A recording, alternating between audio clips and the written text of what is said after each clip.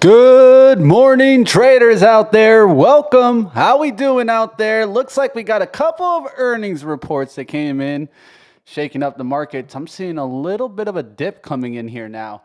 Are we seeing another pullback, or are we seeing maybe the actions of Trump really starting to affect the market? Those are things that we'll talk about on today's show. We'll talk about, of course, the Fed members. We'll talk about an Nvidia preview. Yes, I'll be looking into the setup for the earnings report and diving deep into the fund.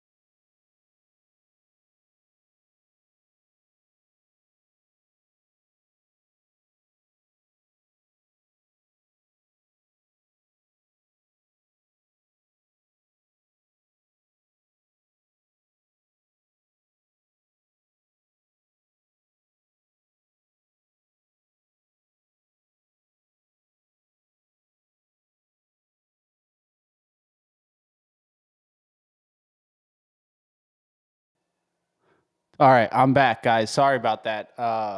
Mr. Hendricks over here wanted to ruin the show. Yeah. All right. So like I was saying, we'll be doing an NVIDIA preview. We'll be looking in deep to see what's going on in NVIDIA. What do you need to be looking at in the fundamental data? As, of course, the earnings report will be coming in tonight and shaking up the market. Overall, the market will be moving because of NVIDIA tonight. We'll have to find out. Will we get a lift or will we get the drop? Let me know if my mic's okay. It doesn't sound the best right now.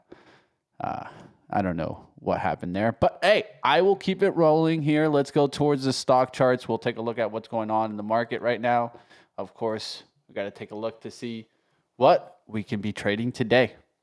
As you can see, it's a party today. Marley's here. Hendricks is here. Even Nala's down there. But let's keep it going, guys. Let's get to the stock charts. Let's take a look at what's going on. We'll go to the playbook. We'll go to, of course, different stocks out here. If you guys have a stock you guys are watching this morning, throw it up in the chat. We got a lot to go through. Let's keep it going. Let's kick things off with this morning's playbook action.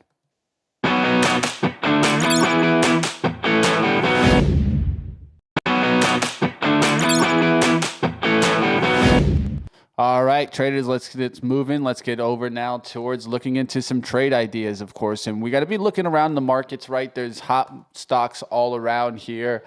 SoFi is one that I've been keeping a really close eye on. I'm looking for another rip higher on this name, but there's other names that we can keep an eye out for. Of course, I've been looking to see if SMR can really kind of get out of this bottoming. It's come down about 30-40%. We'll see if it can get the lift today. It really hasn't like rocketed up, and that's a little bit of a telling sign that maybe we're just not going to get the lift that we're expecting. So just be careful with this one. I think I'm a little back and forth. I'm looking at more like names like GEV to see if they can get going here and give us a little bit of a lead, right? Give us some signs that these names want to hang on. CEG is another name there that I'm looking to see if it can go back up above the 320s and start to climb back towards 350s and 400. We'll see what happens with these nuclear names. Can they get the move? All something to look at. It's good to see you out there, Vic. How we doing? We'll take a look at different stocks. If you guys have a stock you guys are watching this morning, let me know in the chat. Let's keep going in the playbook. We'll go to a next one here on the playbook. Like always, guys, the playbook, you guys can find it on our Twitter every morning. And these are just stocks that I'm looking at to see what's going on in the market, setups that I can be getting after. A setup that I've been going after multiple times, FLNC.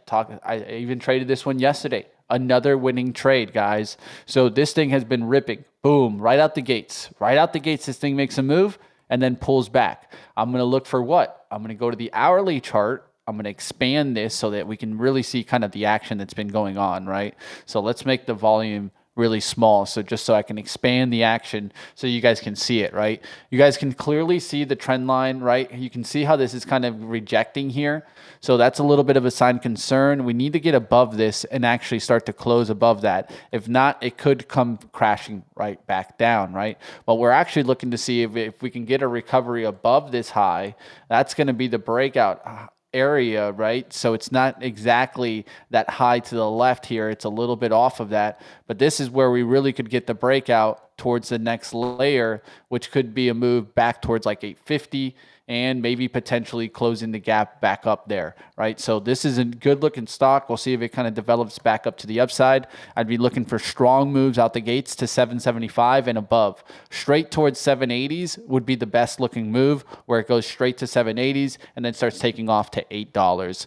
This one moves with Bloom Energy. So if you wanted to trade Bloom Energy, you could trade it side by side. You can see how this one keeps getting bought on pullbacks. We were actually looking at this earlier on in the year, and around April, this was down to $20. Now it's $50, guys. So this thing is definitely blooming, pun intended. Let's keep it going out there. What's going on, guys? Smash it up. You guys know where you're at. It's, of course, Trade the Pool. I'm at the door. Knock, knock. Coming with you with trade ideas right here. Let's keep moving. Let's go to the next trade idea. USAR, of course, a rare earth stock here that I'm looking to see if it can take the next step up. It's been kind of going sideways here off the 15 after recently making a run to 19. But I'm looking at this one with UUUU, right? And UUUU has really taken off. Yesterday, another move higher towards 13. I was watching this, and I've traded this name like 4 or 5 times, guys. So this one did do the dump right before it took off. This is why I tell you guys so much about these dumps, right? About the liquidity searches. Well, this one broke through the support and then remade the move higher. So this is one thing that I need to do more and more. I'm going to actually be working with probably Michael Nauss on this, is how can I keep developing strategies for these liquidity moments? So essentially looking for a certain pattern and then a breakdown of that pattern and then looking for the recovery. So essentially I need to find a way to establish the support, right? The support or support area, and look for slight undercuts and recovery of that area to then get back in, right? Well, we'll find ways to kind of code it or maybe trade it here live in front of you guys. Smash the like for that. All right, let's keep going. We'll take a look at some different stocks out there. We can go to my watch list. Of course, the playbook isn't just those 3 plays, right? I always got more up my sleeve. We can take a look at plenty of names. We can also do this, which I really love to do, which is a 5-day price trend against the market. And what's leading that in my watch list? You, of course. But there's other names, IWM names like UMAC. This has been trying to make a move. It made a push up, pulled back. Let's see if it makes the next move today. You can see the throwback look. I like throwback looks. Throwback looks mean what? That we're essentially looking for a break above a line, trend line, and then it throws back. They call it the throwback, and then it starts to come back higher. We're looking at least for that. We'll see if we can get maybe an undercut towards 1050 out the gates on UMAC, and then a push higher. Wouldn't be a bad look. Ethereum also, or ETHU, has been definitely one to look at to see if it can get the next run. We'll see what happens here. I think this is a big watch because if it can get the run, I think the markets continue to rip on higher. But if we can't, watch out because we soon could be crashing right back down. It's good to see you in the chat. Tesla, Nvidia, definitely names to watch out there. And Kevin, we're going to have to talk about your trade. At least I'm calling it your trade. I took the trade, made a killing on a stock that Kevin was looking at all day yesterday. We'll talk a little bit more about the trade on Thar, but hey, you know, hint, hint, it was a great one indeed. Kevin also nailing it. The green team is in here. Tesla and Nvidia. 2 names that, of course, we'll talk about today. Tesla, let's go first, and then we'll talk some Nvidia about the preview that we have coming up. I will be doing an earnings preview for you guys coming up. We can also take a look into the calendar, how it's performed in the past. Stick around, guys. A lot more for you guys right here on Trade the Pool, of course. Tesla now starting to push the 352. Who called the 3 330 turnaround level for the breakout. You guys know it. Your boy Money Mitch was here calling it that specific day, looking for the move on this back through the 330s. And there it is. Now, what is this? A throwback look now. Now this is giving us that look to go ahead and throw back. So watch out for a quick pullback here, for a move back towards 334. Don't be, getting too excited, but we are making a really good move here. And I'm looking at Tesla eventually to make a run to 400 at some point this year. I'm expecting to see it get back here into this space. So you know what? We're going to draw a box here. We're going to paint it in a little bit. We'll draw this green. Let's see when we can get up here. How long will it take us to get there, right? We'll find out. And of course, drawing it on that break up to the upside there. And overall, the monthly chart is what I think you got to look at on Tesla. I think too many times we have a tendency on Tesla to look at levels that are on the daily chart and weekly chart, maybe even, but not looking at the monthly chart with Tesla. Overall, Tesla has a tendency of making rips, pullbacks, rips and pullbacks, but what? Consolidating and going higher. Consolidating and going higher. That's what I see right now, right? So consolidation after the 300, now going higher. So next level to look for is around 357 and 367s, and we could approach those quick here. We'll see what happens there in Tesla. Can it get back up there? All right, we'll see what happens on some other ones, and now time to keep it watch out there. Let's take a look at that trade. Kevin, we can talk a little bit more about that. Yesterday, Thar, definitely the best trade of the day for me, was able to make close to $500 on this Thar yesterday. 468, I think, was the exact at the end, but not a bad trade at all, as we were looking to see if this one would do a breakdown. Of course, this one was already kind of getting a nice little push. So yesterday, not a bad trade on this thing. And this thing's actually gone lower, right? If I would have held it overnight, this is a beautiful swing, right? But I had too big of size, so it would have closed it anyways because it was in the day trading account. But of course, what were we watching for yesterday? I talked about on the daily and hourly how we had gotten this halt right here, and I was looking for a move back above that, trying to get back there towards like 750, but kind of failing. Looking for the liquidity move we talked about. And then this is where we actually finally saw that candle on the liquidity search, right? So what are we looking for? A candle with a huge wick kind of on it. And really, it's all about more the price action that you're going to see on the level 2 there. That level 2 action can really give us the sign to hone in, and now there's definitely sellers above it kind of creating pressure. It actually came right back here, and this is when I started to get shorted as this thing started to bounce here, right? Once it started to break 7, I actually took an ad off of that, right? Once it started to get towards 7, I said, you know what, at this point, yeah, if it comes back towards my level, I'll probably have to get out anyways because it's going to attempt to go back to that spike. It ended up just dropping. And this is one that you have to stop watching. That's the way I was doing it. I had to stop place slightly in the green, and I just stopped watching. I would just let it work. And then right around the end of the day, it was just hanging out here around the 650 area. And then it started to drop right over here towards the end of the day around like the 621s. And it was just hanging out at the 621s. And so right about here is when I started to cover on this little kind of bounce here. And then it actually went a little lower, but we didn't get much lower. So really good trade there, targeting a potential breakdown through 6. And we've already gotten that breakdown overnight, right? Overnight, it bounced there, went sideways, and eventually broke down right off of that, right? So today we could look to see if DAR recovers 6. But other than that, I wouldn't be kind of continuing to short this name.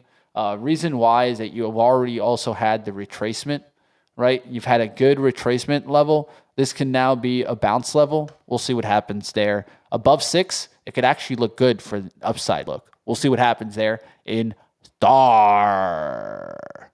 Hey, you got to get paid, right? Ain't nothing wrong with getting paid. We'll take it every time. and just keep on moving, guys. That is a nice little waker upper trade. Yeah, we'll look to see if we can get another trade like that today, guys. And looking forward to having Kevin on. And I think he's going to be back tomorrow, guys. Yeah, he'll be back on. So just keep it going, guys. We'll have Josh on later today. And of course, Michael Nauss joining us at 9 a.m. just in a little bit. All right, let's get to the sunrise report. I got a lot to get through. Let's go. Let's take a look at what's moving in this market. Why are stocks moving today? And of course, today, the Nvidia showdown. So there's a lot to take a look at on the earnings side. We can get through certain stocks kind of quickly here. Let's go through first some earnings. First up, let's take a look at MDB. MDB, big move off of earnings. This thing's up there to 277, 280s, big push. If you look on the daily chart, you can see this stock has a tendency of doing like these booms, but quickly after the breakout, they don't have a tendency of continuing. So that's what my concern here is. Will it be able to have that next push? I don't know. This one came in after hours, right? So I could see a throwback look come back to 250. That's the way I see it right now. Maybe it goes a little bit higher here, but I could see it coming back to the 250. We'll see what happens there in MongoDB, up 31%. Okta up 5%. This one's a little bit better looking. It's off the bottom. It's really bottomed and gone sideways for a long time. Hasn't been a favorite at all. But if you actually look at the fundamental data on this, and I'll try to pull it up here really quickly for us. So let me go ahead and get that ready to show you guys. But I think it's very important, right? We can take a look at fundamental data to show us what is really showing up with this company, right? And how is it really kind of working here? Because by doing that, we can actually take a look to see, is the company growing? Because if it's growing, at some point, we can look to see that the technicals might show what the fundamentals show. This is why I'm all about having different variables. So take a look here, guys. This is the fundamental data on, if you take a look here, you can see how the revenue has been growing. This is the subscription revenue on Okta, and you can see how that's continued to grow, and the gross profit margins also growing. Slight comeback on the recent quarter. But I think moments like this just show you that a company, if it can continue doing this, making money, continue to expand margins, overall, at some point, you're going to expect to see a bounce back in Okta. So this is why I like to align my variables and have multiple variables. Take a look into the fundamentals. Does it support the technicals? Does it support the story? And does the overall market support a name like this? I think at some point we'll look to see if Okta can get back above 100 here at 96 right now. Of course, you can see kind of a trend line right here, right? And how it's kind of being held down. I want to really start to see it back above 100 because we'll start to recover back into this space. And then if we really start to reclaim this resistance is where I think you really start to see this stock start to change tunes a little bit. We'll see if we can change that tune until it really breaks that line today. I think you kind of watch to see if we can hold above that break. And it's right here. So you can see how it's kind of lining up with the pre-market action to break 97. There's other names that have reported today. Of course, today's the big Nvidia showdown day. And of course, the Fed versus Trump battle continues. I don't know if you guys caught things on that, but of course, there's more conversation about that. The Fed reminding everyone that the governors serve long terms, removable only for a cause. Trump did, though, insist that he'll abide by the courts, but hinting that he soon will have Fed board a majority to push for steeper rate cuts. Likely headed to a Supreme Court showdown. We'll see what happens with that. And it's more conversations to kind of keep watch. We could take a look at some other earnings stocks. Apple did drop some hype watch. So take a look to see if Apple can get moving again today. We can talk about the Taylor Swift effect. I'll ask Michael Nauss if he wants to talk about the Taylor Swift effect. But yeah, I'm sure that will be on the top of his agenda today. And what to watch for, right? Of course, NVIDIA earnings, we're going to give you guys a preview coming up here. I'll talk a little bit more about it, and we can get into that event, Apple event countdown, September 9th. So it's not too far. I'm looking to see if Apple can get hot, the Swifty economic indicator, and of course, Fed legal drama. And then the last like kind of earnings report that was a little bit of a surprise, I think, is KSS. This one came in a little bit later, but you guys can see how KSS is doing good right now. And I can show you the fundamental data. It doesn't support this move, but we'll talk a little bit more about that during the show. Let's get to the trading action. I know Michael Nauss is ready to get after it, so let's hit it up there, guys. You guys in the chat, let me know what's your top play of the day. What's your top play you're watching? Let's get into the action.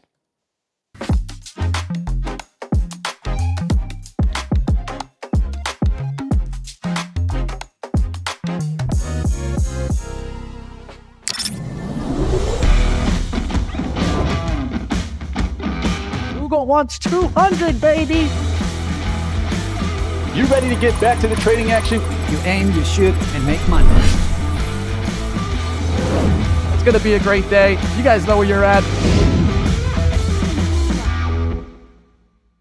What up, traders? How we doing out there? Let's go ahead. Let's bring on the man himself. Michael Nauss, what's going on? How we doing?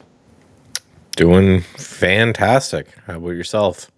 Not bad myself, man. Except when I started the show there, Cat tried to rug pull me, but he pulled the power button out of my Go XLR, so like everything just shut down. It kind of nice. sucks because it has like a phantom power thing that needs to reboot up. So I was just like, I'll be back, guys. But hey, that's how I started the show. But we'll do a little bit better here as we really kick the show off and look into the markets. And Trumpy Trump, man, trying to cause more Fed drama and change the way this market works, or at least the way our government works. Trying to combine fiscal and monetary policy, or at least align it that way. Could that be the shakeup we're seeing? I don't know. The market pulling back a little bit here. The market loves it. I don't know. I guess change it, break it, blow it up. I don't care. I don't live there. But yeah, we're down just a couple, 0.09%. So yeah. I think everyone's just immune to him at this point. And it was hilarious. I remember talking at the beginning of the year. The market doesn't watch the news. Well, I was saying we did this before, right? So this was the last time we had Trump. We had a massive sell-off and then a huge rally where everyone just stopped caring. And then this was COVID, right? So hopefully we don't have another one of those, and probably going to look something like this, right? Big sell-off, big rally. From what I heard, they're pulling all COVID vaccines from the U.S. in the next couple of months. So yeah, we probably won't have another one of those. And then, up to the right. So it was the same thing, right? So people weren't trading at this time. It was, he made a bunch of noise and shook a bunch of trees, and we had this massive crash and rebound, and it was all the same stuff. It was tariffs. It was fighting with the Fed. There was nothing new here is happening at all. What's different? What's different, I think, this time around? What are we looking at? What's the focus here? Right. I just think as soon as we get desensitized from him, the focus goes to other things, right? So we're talking about, will the Fed lower? What's inflation going to look like? How are earnings performing? Once we just get kind of completely desensitized to it. So far we've had a great earnings season, right? Earnings on average just blew it out of the water, was amazing. Everyone's making a ton of money. So then that's behind us. So now we look, I think it's all about the Fed and everything, what's going to happen in September. Because always remember, guys, it's the black swan event is not anything that anyone sees coming, right? So if we are going to crash, it's not going to be because of a uptick in inflation, or it's not going to be because of Trump again. It's always something that we'll all look back in the past and go, oh yeah, that makes sense. Like again, COVID, right? We all look back and go, oh, well, it was obvious when we saw it around the world that COVID was going to crash us. But how many people were thinking about that beforehand? Yeah. I was trying to call a downturn, and I actually got stopped out a couple of times before the downturn came. But that's just how it goes, right? But the idea here is 100% what you're saying, which is, guys, focus on what the market actually is focusing on here, which is not about the Fed battle. It doesn't care. It's all about what's the effect of the Fed battle. What is the goal? The goal here is rate cuts and faster rate cuts. Yesterday, what did we get by the bond market? A reaction showing you exactly that. What are we getting today? A reaction showing you that. That's the focus. And the overall market is going to want to go higher if we're going to get this outlook. And so I think that if anything, the market's trying to price in what it thinks these interest rate cuts are coming down the line, at least for this year, right? And then next year, we'll quickly get towards that mentality as we're already getting towards, it's crazy to think it, Michael, but I mean, in a couple days, we're in September already, man. Mm-hmm. Well, and if you combine that with potentially lower rates, and I agree with you that he's going to get his lower rates one way or another, right? It doesn't matter now. Right? Either the current Fed is going to do it, or he's going to find a way to get another Fed to do it, or whatever. And that's going to help the IWM. And we know that they're insanely net short the IWM and have been net short the IWM incredibly incorrectly so for a long time. So I'm still in the camp of potential massive short squeeze here in small caps. Because again, just look, we're looking at the red line. If I just hover my mouse over it, they have not been this short in this entire chart that goes back over a year, but more importantly, not since right here. And you notice they were net short right at the bottom. Mm-hmm. And they're net short now. And they've been shorting more and more, which is, again, a small uptick last week. So if you're combining the fact with lower rates, which we know is going to help small banks, and we know is going to help biotech companies, and the IWM is a large proportion of small banks and biotech companies, and they're short, I just think it's more of the same. So I'm really watching. I bought a little bit of DPST, I think it is. Yeah, this yesterday on this breakout. We finally broke out. This is triple leveraged KRE for those who just want a little bit of juice there. But we broke this kind of 105, 106 area here, and we got that little pop up. I bought a little bit on the close there. You know, I'll stop at probably under 100 or something. This is just a bit of a long-term trade to see if we maybe shoot back at highs, something like that. Just looking to kind of take advantage of this. I don't think I'm going to be just owning the IWM, right? I want to look at the sectors.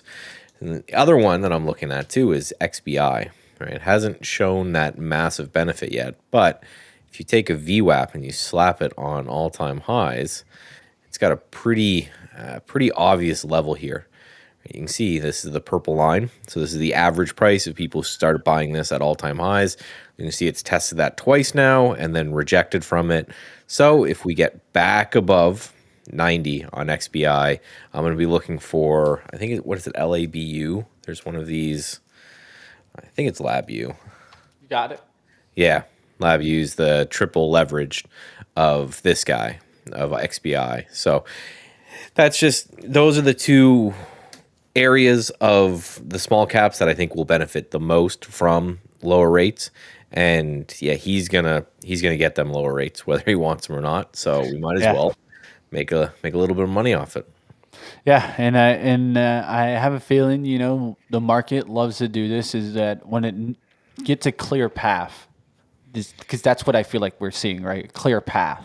Mm-hmm. When it has a clear path to something, it becomes almost like a certainty. And then once it's on that certainty, the market has a tendency of pricing something in. So in my mind, that's why I'm more of the, okay, is September going to be a weak month or not? Because normally it is. But in this case, it might be different. So we go to the SPY. Right? Again, I love this little, it's not 2 months. Seasonality for 2 months. Why? Hold on. I got to refresh this. But yeah, little seasonality chart. And yeah, for those who don't know, September, October are usually a bit of a hard time. Yeah. When, I don't know why this isn't working. Yeah. I'll find something else. But yeah, it's usually a pretty bad overall month when it's September, and generally speaking, October, you end up getting not the best time. So you have to there it is. So yeah, this is the seasonality over the last 33 years for the SPY, and you can see 64% of the time we're up in August, and then this drops pretty significantly to September. Now, you know, it's the SPY, so most months, you've got a better than 50-50 chance of being up. And but November, December are usually your best, and then you get a little bit of a dip before then. Yeah. But yeah, if they're going to cut rates, then I don't know. But generally speaking, when they cut rates, it's usually nearer a top than it is a bottom. But I always wonder if that's just because normally they cut rates due to some sort of disaster. And we're obviously not cutting rates this time due to any kind of disaster. We're cutting rates because the man that runs the country just is aggressively wanting it. So it might be a little bit different this time where it might not actually lead to that down move. Yeah, it's going to be an interesting one. I think there's definitely things to look at. The interest rate conversation is going to be what the focus will be, right? We'll continue to watch that, guys. Let's get towards more stock specific here. We can take a look at different trades that you guys are watching in the market, or that Michael's watching here. Someone's mentioning MongoDB. That thing's been on a monster, guys. Big gap here. 30% or to me, I don't like this chart necessarily to trade it, at least for today, because look at to me, it has a tendency of just being pop and drops on the daily. Well, that's It why almost looks like a penny stock. yeah, if anything, I'm looking to fade back through VWAP. And same with KSS. I've got this one as well, where you can see it's currently holding VWAP and continuously bouncing off VWAP. This is just going to be one of those. I've already put it in the bot for a VWAP to VWAP fade. So if it gets through here, then we target, into the 14s.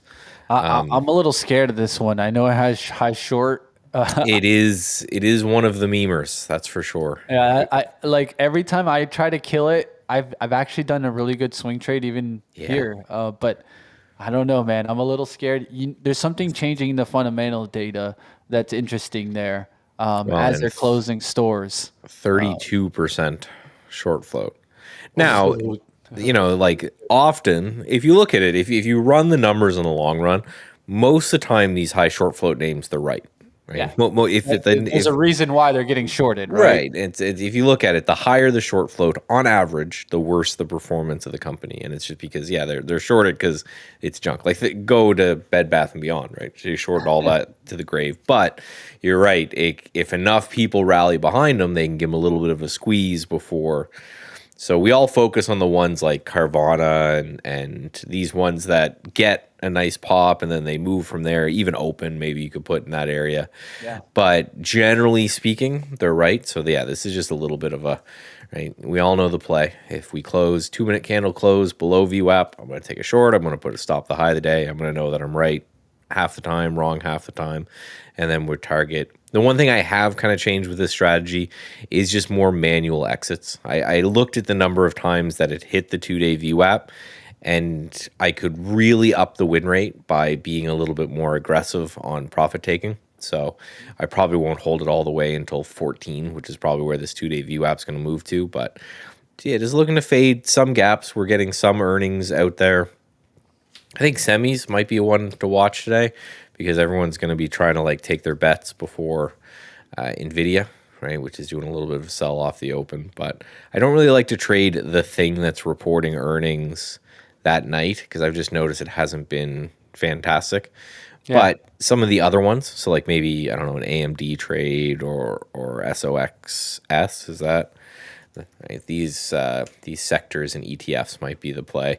Because again, a lot of people are going to be taking a bet one way or the other to see if they can make some cash off the Nvidia earnings, which I think is probably just going to be one of those where the option sellers win again. It seems like once a quarter, everyone gets super hyped up for the Nvidia earnings, and then this is the last earnings report, and then it gaps up or gaps down just a little tiny bit, and then ends up being a non-event. So if I had the guts, I'd probably be selling straddles or something into this, but I just don't. It's an interesting one that Coles. One thing that I wanted to point to, and I'll just do a really quick one here, is. Oh, by the way, I saw you using this. You like this? I was thinking of buying them, the Fascal or whatever. I love it, dude. I love it. I think it's awesome. One of the things that you can do, Michael, is that you can also put your own branding on their charts and stuff like that.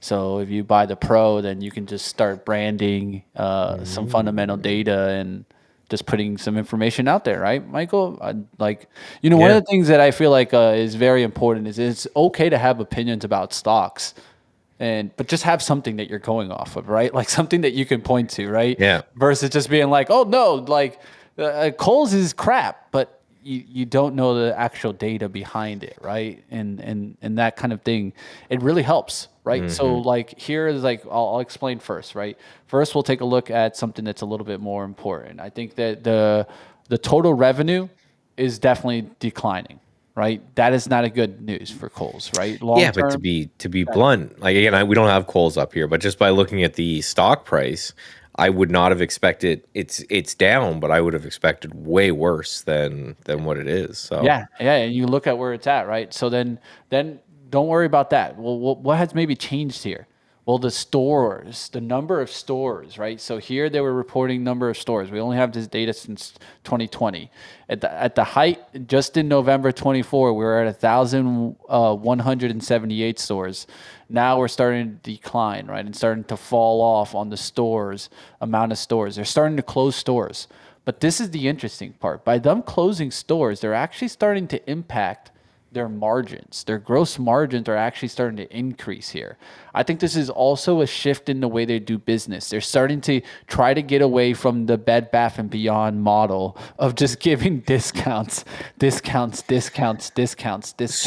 that revenue graph includes that store closings. So they're making roughly the same amount of money with way less stores. Yes. Yeah, I'm not a fundamental analyst, but that seems like a good thing. That's a great thing, right? They're finding ways to close the stores that are underperforming, right? They're probably pushing the overperformers and trying to help those stores to match their numbers and improve. So if they can shrink amount of stores, just keep the ones that are doing well, start to impact and adjust some of that, discountability kind of stuff that's really kind of ruining the brand. And this is why they're looking for a new CEO. They're looking for a CEO that can maybe have this mentality and kind of adjust them, right? Fundamental shift. So I'm not saying that Kohl's is going up by any time soon, because you guys know I've been the fan that thinks this is the next Sears, but something needs to continue to change in the fundamentals if this is going to change its tune. But just to kind of show you guys a little bit of different ways to use fundamental data to kind of support some of your thesis sometimes. And it doesn't really affect day trades. It's not like I'm saying this is more for today, but something to look into, right? If you're looking into it, maybe swing trade even, it can come into the way that you're planning your trades. That's and that's an important thing to note, right? Is that, when we're talking about fundamental and more long-term things, we're talking for the swing trades or longer, right? Yeah. What's going to happen in the next 20 minutes or an hour? They could say this thing's the next hot stock, bro. It's like it doesn't. Yeah, all of that has to do with positioning and whether or not people are aggressively buying and things like that. But when it comes to, I always say, if you're going to hold any more than a month, you should probably have some understanding of what the company's doing and things like that. At the very least, cash positioning, especially if you're trading small companies. So when, I know a lot of people like to trade these, what was it? It was the THAR. That was the example I was going to give. THAR, baby. Right? Like if you're planning on holding something like this for longer than, a day, maybe two, knowing the cash position on this is very important, because it just tells you if you're going to fight the company. And again, AMC, again, I don't mean to crap on these guys all the time, but right, everyone knew that this was going to happen on AMC, and it's because the company doesn't have any money and it's not making any money, so they have to raise it somehow. So even though I poo-poo a lot of fundamental analysis, knowing if they have cash and if they're making money, those are like the two, for me, bare minimum for long-term holds, because all I'm trying to estimate is the company going to come to me for money? If I'm a shareholder and they're selling stocks, they're basically taking the money out of my pocket. And I think a probability of that. So if you're going to hold something like KSS, that would be my question as well, is like, what's the probability of an offering? Other than that, it's going to move, on short floats and things like that. So yeah, this kind of basic health, I think, of a company is a really important thing. Someone's asking about Tesla. I like it. I don't know what you think, but I bought a little bit of TSLL yesterday as well for a swing. Yeah, well, you guys know how I feel about that. I think it gets to 400 at some point this year. So it's going to take a little while to get there. Maybe you can do a throwback look here. But other than that, I think it's on a breakout for sure. And the only thing that needs to happen is just no Trump poo-poo. That's what did I say. Elon, shut up. I want to like send him the chart and just go play nice. Yeah, just leave him alone for a little while. And I think Trump and Elon have determined that. And I think that, remember, there was a little back and forth there, and then out of nowhere, it stopped. Right? Yeah, And I think there was probably a conversation. Say, listen, this will just end bad for both of us. Yeah, I think that's just what it was. Like, hey, we're two powerful people. We don't need to be battling each other. Let's move on. And I think even Trump might have even admitted to that. Like, he'd be like, yeah, Elon, I know that you're powerful too. We both got power. Let's just leave it. Yeah, because they're not. Yeah, it's just gonna hurt both. It's gonna hurt Tesla. It's gonna hurt the brand. It's gonna hurt him. Trump knows he has the money to bother him if he wants. So he also admitted probably a little bit like, I'll just lay off you, bro. You know what I mean? But yeah, this chart again, it looks phenomenal. It's very cup and handly. And I just love trading wedges, not because there's any magic power in wedges, but you just know, right? So I bought a little bit I did the TSLL. I bought a little bit of this yesterday. And I just know that if we close under like 12, I'm out. Yeah. And it just makes the trade just super dumb, super simple. It's one of the charts that I like to look at. And a lot of times I like to say, how pretty is the chart? Like, because us technical analysts sometimes, like if you ask any technical analyst to look at this chart and say, is it bullish? If they tell you bearish, please never talk to that person again, because they don't know what the hell they're talking about, right? Like anybody that studies technicals would see this and be like, yeah, that's a pretty looking chart. Yep. It's kind of like Apple's chart now for me, where it's just pretty. Like, it's just very tight bases. And this really is nice you'll notice that we all love every technical guy loves tight bases. Again, not because there's any predictive magic in them. No. It's just exactly. There is no question in your mind that if you get a close under 223.50 on Apple, you're wrong or early, and it's time to move on and try something else. And that's what we're always hunting for. Is I want a very clear point that if this happens, I am wrong, and it's just time to go on to the next thing. And then knowing that if I stack enough of those in my favor, then eventually I'll end up being okay, right? But you just need to be able to have that clear time for accumulation, I think, is very important. So, and I think it's an important aspect to just talk about this because we have so many penny stock traders, right? Mm-hmm. So the difference in those two types of plays is that for these bigger plays, all that time of sideways action helped these stocks get bigger names, bigger institutions to build positions off of them, right? They keep building, they go slowly at it to build this massive position. And then you'll get the technical breakout from a base point, not like these penny stocks that out of nowhere it's just jumping towards the moon. So there was never really that ability to create that real strong volume support. That's why the ones that really kind of go also in the penny stock game are usually a quick pop, then a pullback.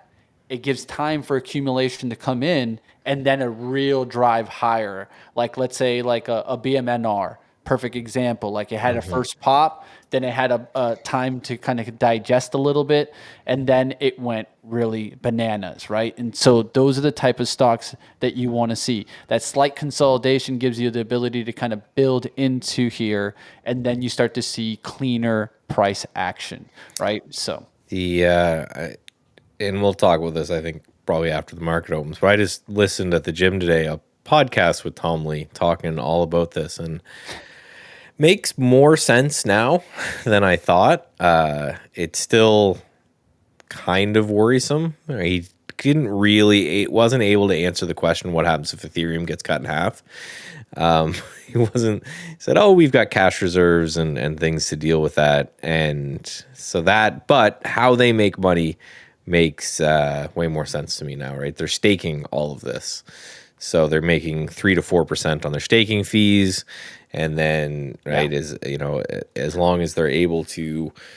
So the debt makes more sense, right? Because they're raising around the same price because they're buying an asset with it that they're staking at, and it makes more sense to me in Bitcoin than Bitcoin, because you're not making a yield off of Bitcoin other than lending it out to someone. But I could see a world where Bitcoin gets really smoked and no one wants to borrow it anymore, and then what do you do? This was a method that was very early in Bitcoin, right? I still remember there was a site though that did go down for this, but that's a known strategy. So it's smart to do that, right? Because at least then you have what's called, actual your return, right? Your return on investment, right? That's the number one thing you want to know. So you can then calculate based off of what their debt load is, how much, if Ethereum got cut, how much they would get hammered with. So, again, and I'm a Tom Lee fan. I actually own some of his ETF. He's a wild guy, but he's a wild guy that jumps early on trends, and I like that. Well, and if just looking at his ETF, if you compare that to the S&P 500, he is killing it, right? And I love when you can. It's not just I'm going to talk a big game, like you can see his performance, right? And for those who don't know, it's GRNY, and it's essentially just an actively managed ETF with names that he likes, and you can always go look it up. And it's a lot of the kind of techie stuff you'd expect, and then some stuff that you wouldn't. He's got PayPal in here and Goldman Sachs, and but just in my boomer investment, won't touch it for 25 years. I basically just hold ETFs, and one of them I added was this one. But yeah, it made me a little bit more. So I don't know, maybe Rando's mom already knew the intricacies of PMNR and how they're going to profit and all that. So maybe instead of listening to the podcast, I should have just called Rando's mom. I mean, we were really early on that one. I just remember the spread. That was what was killing me. And we were watching in the pre-market at what, $14 in the pre-market before the market opened. We got the news, and I remember still saying, well, who's behind this? And I said, and I remember I wish we got to go back and clip that stream, man. I was like, I literally said Tom Lee, and you just see my reaction. I'm like, go buy it. Go buy it. Yeah. Sometimes it's like that, guys. You can only do this with certain names, I think, but you got to understand certain names that are just will bring attention and eyes attention. If that would have been I don't even know, even Steve Eisman, the guy from The Big Short, I still wouldn't have bought it like that. But Tom Lee is just such a bull that if he's going after something, people already get this mentality. They're just like, I need this. I need this now. And he's going to, that what's going to happen, right? He's going to go on CNBC and go pitch. Right, that's just what Tom Lee does. Well, and this was the Compound, which was the largest financial podcast right now on Earth. So that's gonna get a little bit of people interested. Yeah. And what I would do is say if you're analyzing something like this, you cut out this part, you zoom in here, because a fair value of this company is going to be somewhere around $50 based off the Ethereum they hold. The this long here. This 150 run, you just kind of cut that out in your analysis. You say that got a little crazy. Same with Webull, right? This is something I'm still interested in. If you zoom all the way out, I'm not including this in my analysis of Webull. I'm looking at Webull like that. When it got to $100, it's just probably a little bit ridiculously, right? So just quick look at the SPY and nothing, pretty much. Ding, ding, ding, ding, ding. Right, as we open up here. We are just inside yesterday's range, inside the pre-market range.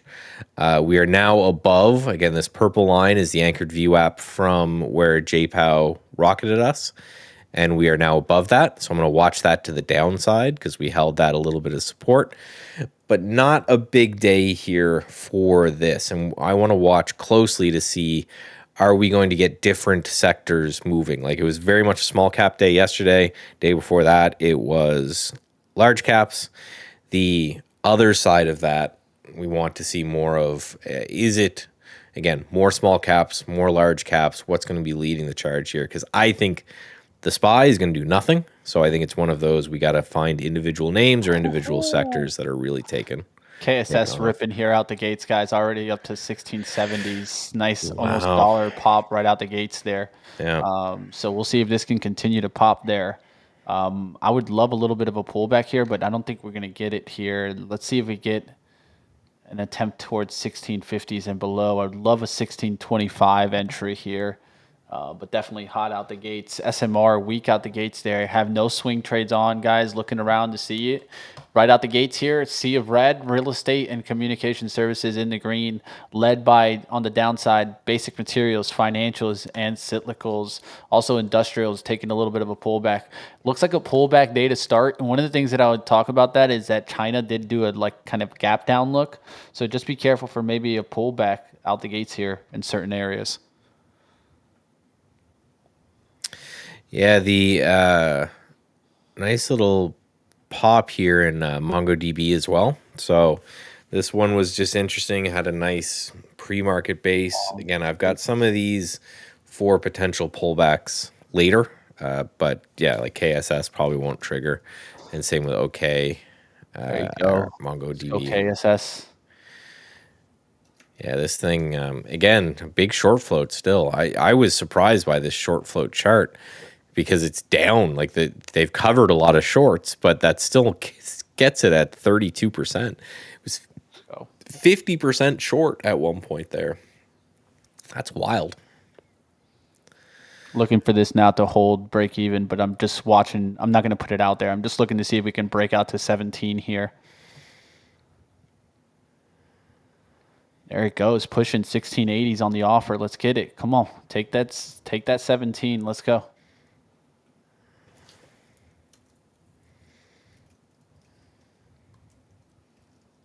All right, it's trying to go. It's trying to go. It's trying to go. There's some buying coming in there.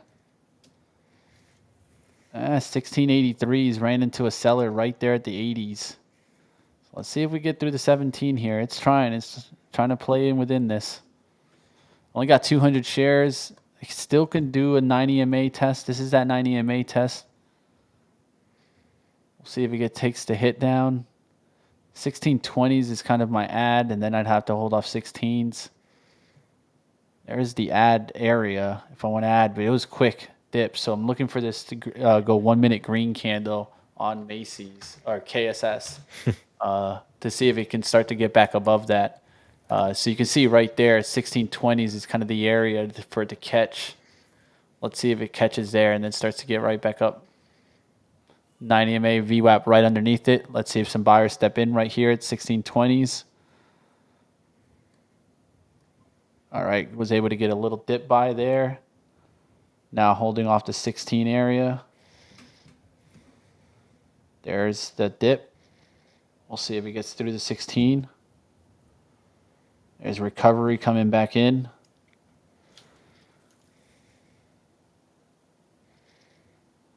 If it gets through 16, and I'll know I got to get out there. See what happens here on KSS. What's getting into the green is important. Real estate pushing strong. Energy starting to lift in healthcare. So those are names that you guys can look at. We'll see what happens. Biotech's leading that action. Drug manufacturers not looking too bad there. Eli Lilly down a little bit. Looking around the market. How's Nvidia doing to start the day? We'll go to an earnings preview coming up. It's pulled back, that's for sure. Tech looks down. Pulled back pretty strong. Yeah. Definitely a little bit of a pullback there. Qs, though, are getting interesting here. Where the Qs just hit the 2-day VWAP right here and then bounced off that pretty strongly. And now is attempting to potentially put in a high of the day and maybe a breakthrough VWAP of all this overnight session. So trying, we did almost the same thing here on the SPY where we pulled back just a little bit. Not quite to the 2-day VWAP, which is way down here, but almost that VWAP from when JPOW talked and moved higher. And then we have IWM screaming. Like, look at this. IWM is just ripping higher. So very much a small cap ripper.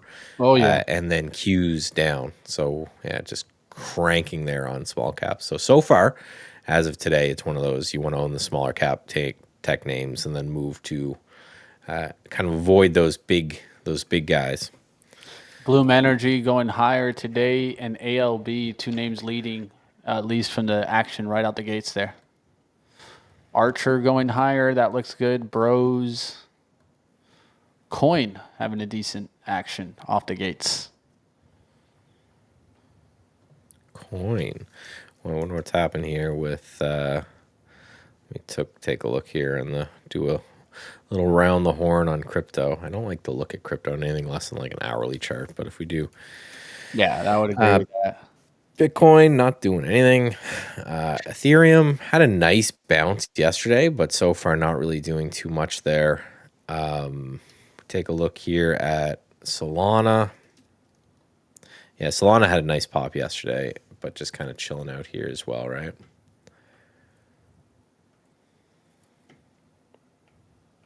About to take the hit here in KSS.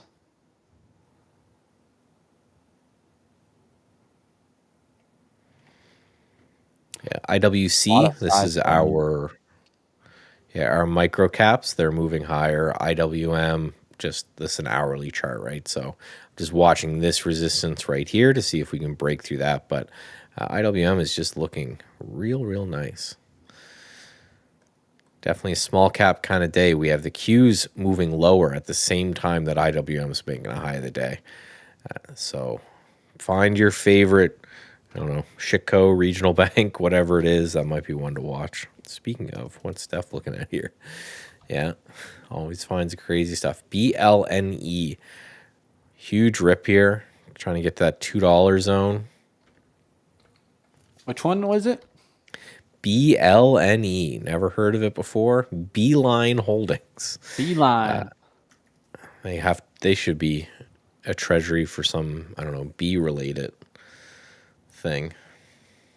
All right, how's the market looking here? Are we going to go for a breakout? We'll see. We just caught dip right there. Dip got bought real quick.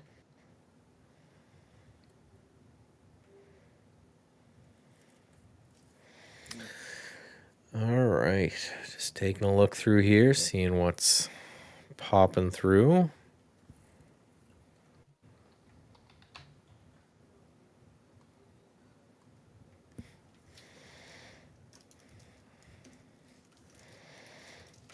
Thinking about taking another shot on the swing for FLNC. I've done 3 swings on it already. But as you keep doing swing trades and you keep like rinse and repeat, sometimes you just start feeling like, am I pushing it? No, man. You just keep doing the same things over and over again. It keeps working, right? If it keeps working, just try. Just keep the risk and return and focused, right?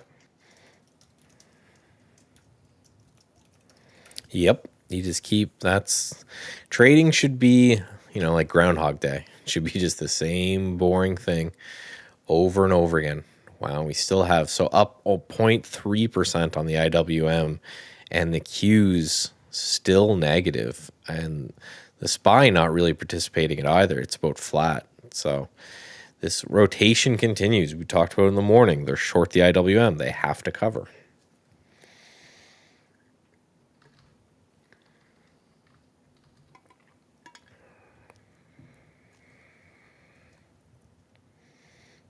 I don't know what this is. OLTK. OTLK. OTLK. There, but the bot just picked up some of whatever this thing is. I've never heard of it before, but pulling back here to Sport Zone, so it picked up a little bit there, right at kind of 270. Again, just one of these pure algo trades, which I'm leaning on more and more because they're just easier. But this is an overextension to the downside, so it's just looking for saying, hey, this is a little bit too much here on this pullback. So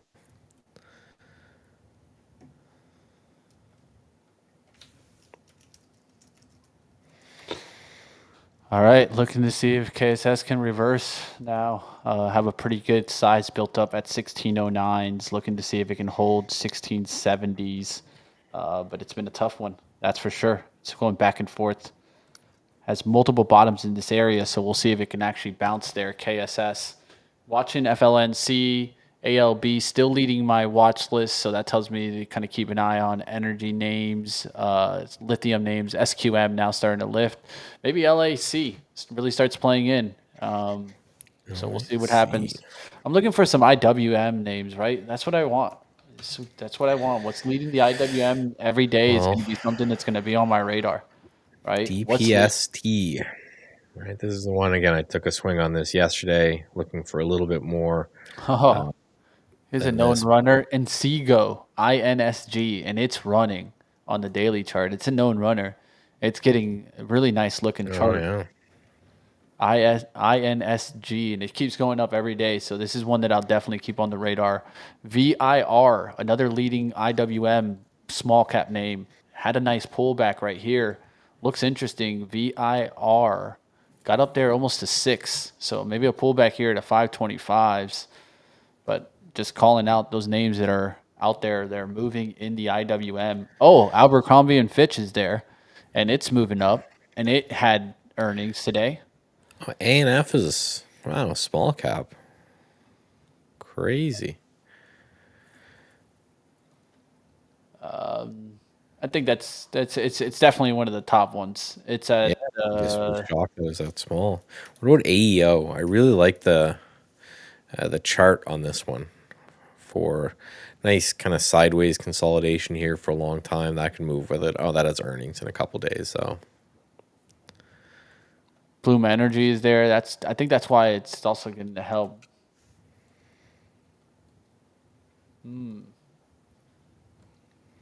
You know what's play's been hot, man, holding on? DraftKings, man. Oh my God, did I screw that one up? At least I gave it to you guys. At least I gave it to you guys. This is so easy. I do it every year. Like, I don't understand how people don't just nail this trade every time. Every year it works. Right. I'll yell at you Now- next year about it, Michael. Once everyone figures it out, right? That'll be Trust me, that'll be the end of her.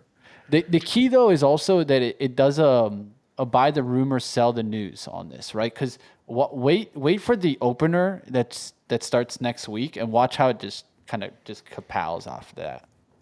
The IWM is now up almost 0.5%, while the Qs is hitting new lows of the day. So if you want to see what rotation looks like, you're seeing it right here and now. Yeah, new lows of the day here for the Qs, and the IWM is just ripping. So that's what we talked about right off the bat, right off the open. Super focused on this. So yeah, man, good call out. All right, now everything's starting to bleed green. So there you go. You're getting your move. An interesting one today: airlines going higher and going fast. So I saw some travel news out there being talked about. Even Southwest Airlines going up. That gave mentions that they might go bankrupt. But that just tells you more and more. They're getting a nice little lift. Ooh, here's a nice looking chart. American Airlines today. After a recent pullback. This could be the short squeeze I've been waiting for here on IWM. Yeah. Oh, it's squeezing. This Screaming. This is screaming that IWM is a place to be. Why? We keep talking. Trump is not. It's the Fed battle. It's not about the Fed battle. It's about the rate cuts after that, right? So this might be telling us that the market is thinking Trump is going to win that battle. Well, and right with the positioning, how short they are, that it doesn't need to be the greatest news in the world. It just needs to be enough to destroy these guys' position. And they're no different from us. They get margin called, just like us. If you are short, and here, I got it right here. So if you've been shorting this entire rip higher and have been wrong the entire time, at some point you get liquidated. You get liquidated just like everyone else. Here's a penny stock in the space here. I'm going to take a shot here off FLNT. I have no idea what the hell this company does, but I'll take a shot. There you go. That's music to my ears, Mitch. No idea. Well, let's go. Those are the best ones. And my robot bought some QMMM here. Fluent.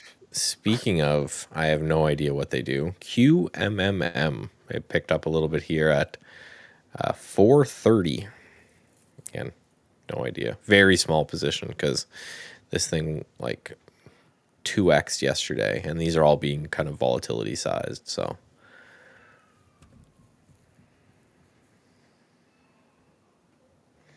yeah, Nvidia drop into earnings. I kind of, if anything, that makes me a little bit more bullish on Nvidia earnings. That's dropping beforehand.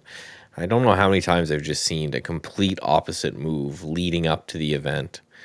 Yeah. Because too many people try to do that classic. I'm going to buy before the earnings, so they just go into it, not realizing that people buy weeks before, and then sell it the week of, right? Yeah. not days of, weeks out, right? When has Nvidia started rocking and rolling? About two or 3 weeks ago, right? Not now, guys, and that's the key there, guys. Sometimes it's what's the catalyst focus? Is it short term, medium term, or long term? Sometimes those short term ones can really get you into trouble.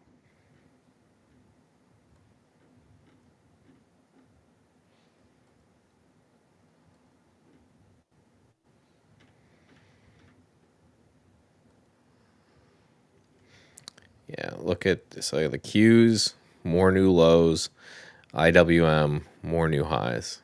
Unstoppable here on IWM.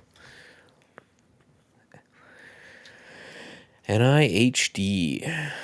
So Kevin was talking about that yesterday. So, oh yes, I think he was looking at it as one of those hangovers, but it looks like There's FLNT at least getting a nice little move there, 285s. Now yeah, this one's interesting. took a little bit of an ad, and I got 500, 274. This is awesome. So Tack's having a good time. He's probably. I hope you're with me. Having a good time. Being, yeah, because I've got short awesome. in my personal accounts. I have been short. I've been short the Qs and long IWM against that for a while I've been watching this positioning, and that is working out phenomenally. And DPST here is ripping, which I'll definitely take. Again, I bought some at, I think it was like 110 yesterday, so nothing insane, but up a couple percent on that this morning as IWM new highs, ripping. Circle. Oh, so Circle did the move, right? Did the little dip off the open, then ripped back through.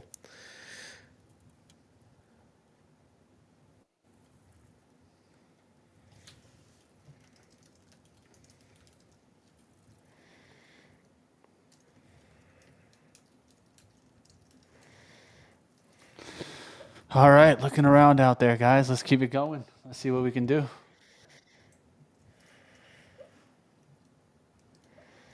All right, you got energy up. Energy's ripping today also. That's an interesting area to see up. Energy, yeah. XLE, yeah, ripping there on energy. That would be helping the IWM as well, right? Most of these, smaller drillers and things like that are probably still IWM listed stocks. Fluent going for 290s now. Let's see if it breaks 3 and gets going there. Just pop over you there. Show the kids. Yeah, you guys can see the KSS. I have the stop placed on that. I'm just trading FLNT. Got 700 now. Looking for the break above 3 here. Let's see if we can get it. Pullbacks can be to 270s and reloads, so just be careful on that action. But looking for the 290 break here and then a real expansion at 3. We measure the flag. It's a nice 50-cent pop from here. I'm not expecting like 4s, like 350s on a pop. Could be more than enough. All right, now that we're going for the 3 look, I can go break even and looking. If it pulls back on me, I'll stop break even. But I have it triggered and holding it.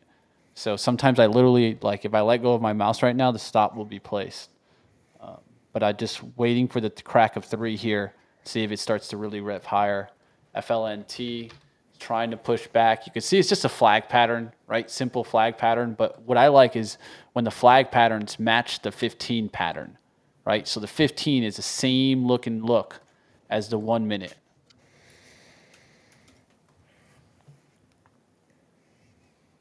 All right, there's Macy's starting to come, or KSS. Why I keep calling it Macy's today? If I call it Macy's one more time, Dying guys, retailer. just reach through it. All right, so what I'm going to do here is important. It's called the downsize of risk, right? So like I got big there. I had the 800, right? I just cut it in half so that no matter what, if I at least lose, I'm not going to lose as much, right? Now I know definitely where my bottom is on this trade. And it's just managing the trade there, right? I hate to like let a position that I felt like got too big, it gets back to break even, and then you watch it just go right back to the red. So just down risk there, especially if FLNT works here. I'm not going to be mad that I just downsized a little bit on KSS. KSS is coming back here for the push. Let's see if it can rip higher and start to go right back towards 17. So it did catch a nice little bottoming, but really needs to start holding 16 and ripping higher. There's 16/16s. It's looking good. FLNT looking good there. Now towards 290s. It did pull back right towards my break even. Now I'm looking for the lift off. 293s. Let's go. Let's go. FLNT. Can we break 3? Daily chart on that one looks pretty good too. Just nice low base. It's been hanging out with here for a while. Let's do it. Let's do it, guys. You guys see it here. Pretty chart. Throwback look could be the 270 look. So just be careful with that mentality, right? Sometimes you got to be willing to let go and get back in. Now it's back towards 283s. It's been at 278s like 2 or 3 times. So I think we might get a quick liquidity move here. At this point, I'm putting my stop out there, break even, because at this point, if it drops below it, I think we'll get back towards this 50 EMA on the trend line. If not, then I think it breaks this pattern to the upside, right? So breaking this on the downside, break even, breaking it to the upside, big win. I'll take that shot right here.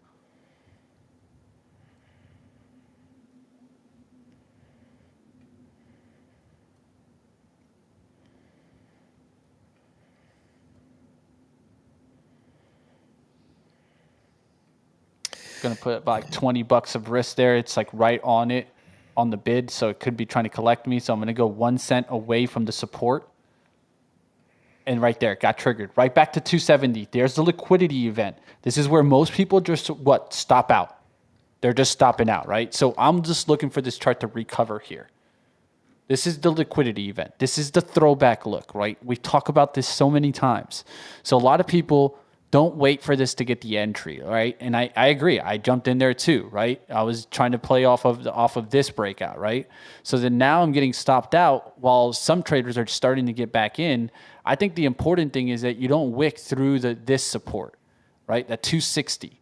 Because if you don't wick through the 260, it could be a quick recovery. And that's just liquidity search and a throwback look off the trend line.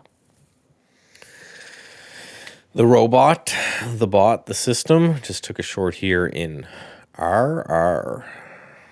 So, again, no idea ever what any of these things do, but just one of those overextension moves, right? Got a little bit too ahead of its skis here, up from 195 to 315. And again, this strategy has a 60-ish% win rate. Very wide stops on these, like the stops all the way up at like $4. So it's like a 50-cent stop on a $3 stock, but just again, mean reversion, market making, that kind of thing, right? Mm-hmm. All right, trying to see KSS start really lifting here now. At this point, we could get a 16 pullback, but shouldn't break the VWAP 1590s. Still looking around in the market for other trades. I'm back in FLNT, 500 at 276, looking for the break right back out here, guys. Let's see if we finally get this move here. Of course, we just talked about it. Would it hold that? Was that a liquidity search? It looked like it was. Now looking for the takeoff there, up about $50. Let's go. Come on. I didn't get as big because I like I tell you guys, like even yesterday, as I keep playing a ticker, I try to downsize the risk, not increase the risk. That's where I felt like back in the days, I used to always try to increase risk as I play to play. I'm like looking for the breakout. So you size into it. Instead, I think for me, it's better often that I just downsize as I keep playing something. Alert. Where's my alert? Where'd it go? Sometimes like the alerts are on so many different screens. I'm like, where'd it go? Oh, there it is. I know.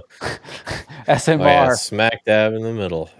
SMR alert there going off. Let's see what that's for. That's downside or upside? Because I put both sides. There's downside break on SMR. So watch out for like GEV. Let's see if that's down too. Relationship playing, right? You see how this relationship works, guys? Like, right? I didn't even know GEV was down, but just by knowing that SMR was taking that hit, I look at the GEV chart. Do these charts look any different? They're very similar. They're not exactly the same, but very similar, right? Things trade by relationships a lot of the times. Oh, and yeah, 100%, right? Especially when they're in a massive theme like that. Like, you'll see it often with retailers, or you'll see it with energy stocks, right? If the price of oil is going to go up, every energy stock is going to be repriced. And same with, you look at URA, right? The price of uranium is going to move with expected supply and demand uranium, and that's going to move everything else. So that's economics 101 there,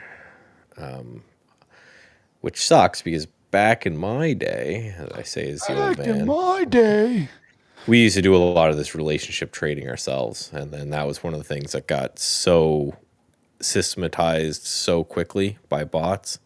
It was just way easier for a robot to have a basket of related names and trade them against each other because they're spread trading.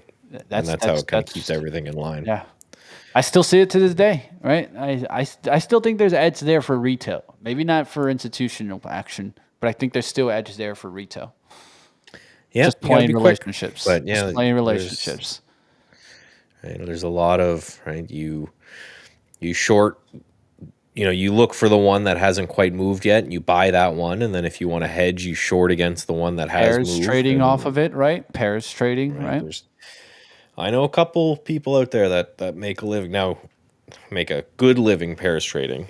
The edges are small, so you're applying a butt ton of buying power, but it's a very consistent, small, consistent way to trade, to be long and short, right? You're not looking to make 100% gain on a stock. You're looking to make a 0.5% edge a day over and over again. All right, guys. Kind of wanting to hold on. This is like kind of the last pullback that it can really do. It's building a bottom trend line, and it's also building a top end trend line on the 1 minute. So you can see the bottom trend line here, kind of how this is kind of holding in. So at this point, I don't want it to come back to the throwback level. It already gave you that throwback look, right? And so now you're kind of building in here. Want it to hold, start closing above VWAP. Closing above VWAP is going to be an important sign here. Now we want to see this start to get up into this space and really start to use the trend line, but up here, not breaking it now. Yeah, that's a good idea, D-Factor. Just everyone hit the like button. That's a good idea. Let's go. Smash it up. A great idea. I thought I'd highlight that. There we go. Let's see if we get it here. Can we get it, boys? Gold. We've been doing pretty good on these. Taxing. Gold on the dump? Yeah, selling a little bit. I don't know if I'd say dumping, but not too bad. AU's tells me, guys. AU's still going up, but it down gapped. So just calling that one out. If I see AU dumping, there's a FLNT try to dump on. We're going to set the stop right there, 260. So it's about $80 in the red if we get hit on this FLNT. It's already set there. So let's see if not, we're out. I totally agree there. TAC, right? These physical uranium trusts are usually better out for a long term on just a percentage basis than the Ethereum.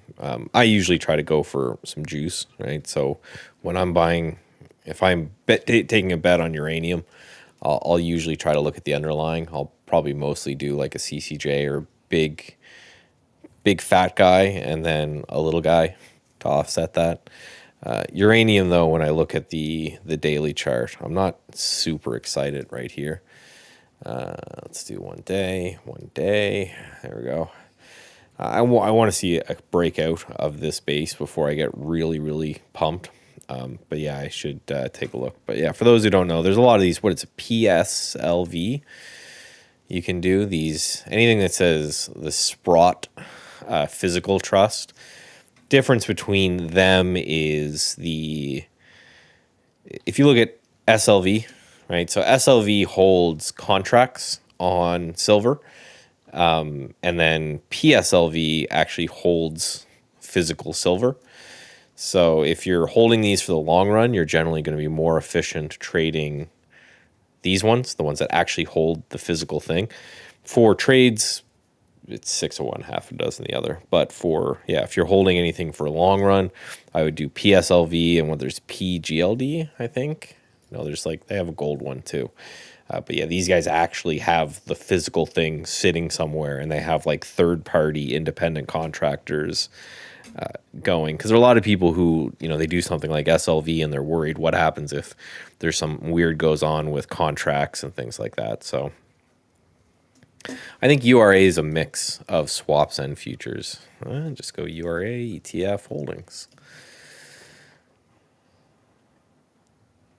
Yeah.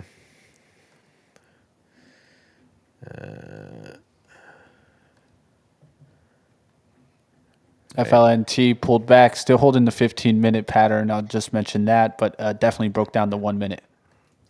You get a little bit of pullback across the board here, so that might be causing some of it. We're getting, if you look at the IWM, you look at this on like a 5-minute chart, just a little bit. They're not like reversals, just little bits of pullbacks we're seeing here.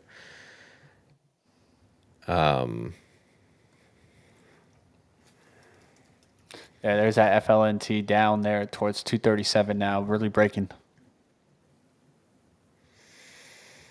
Yeah, so pretty, decent little pullback in IWM. It is still up massive for the day and then ripped off the open, but we are just getting a little bit of probably profit taking from people who took that opening range pop. Right there's the VWAP on IWM. We're right to it right now.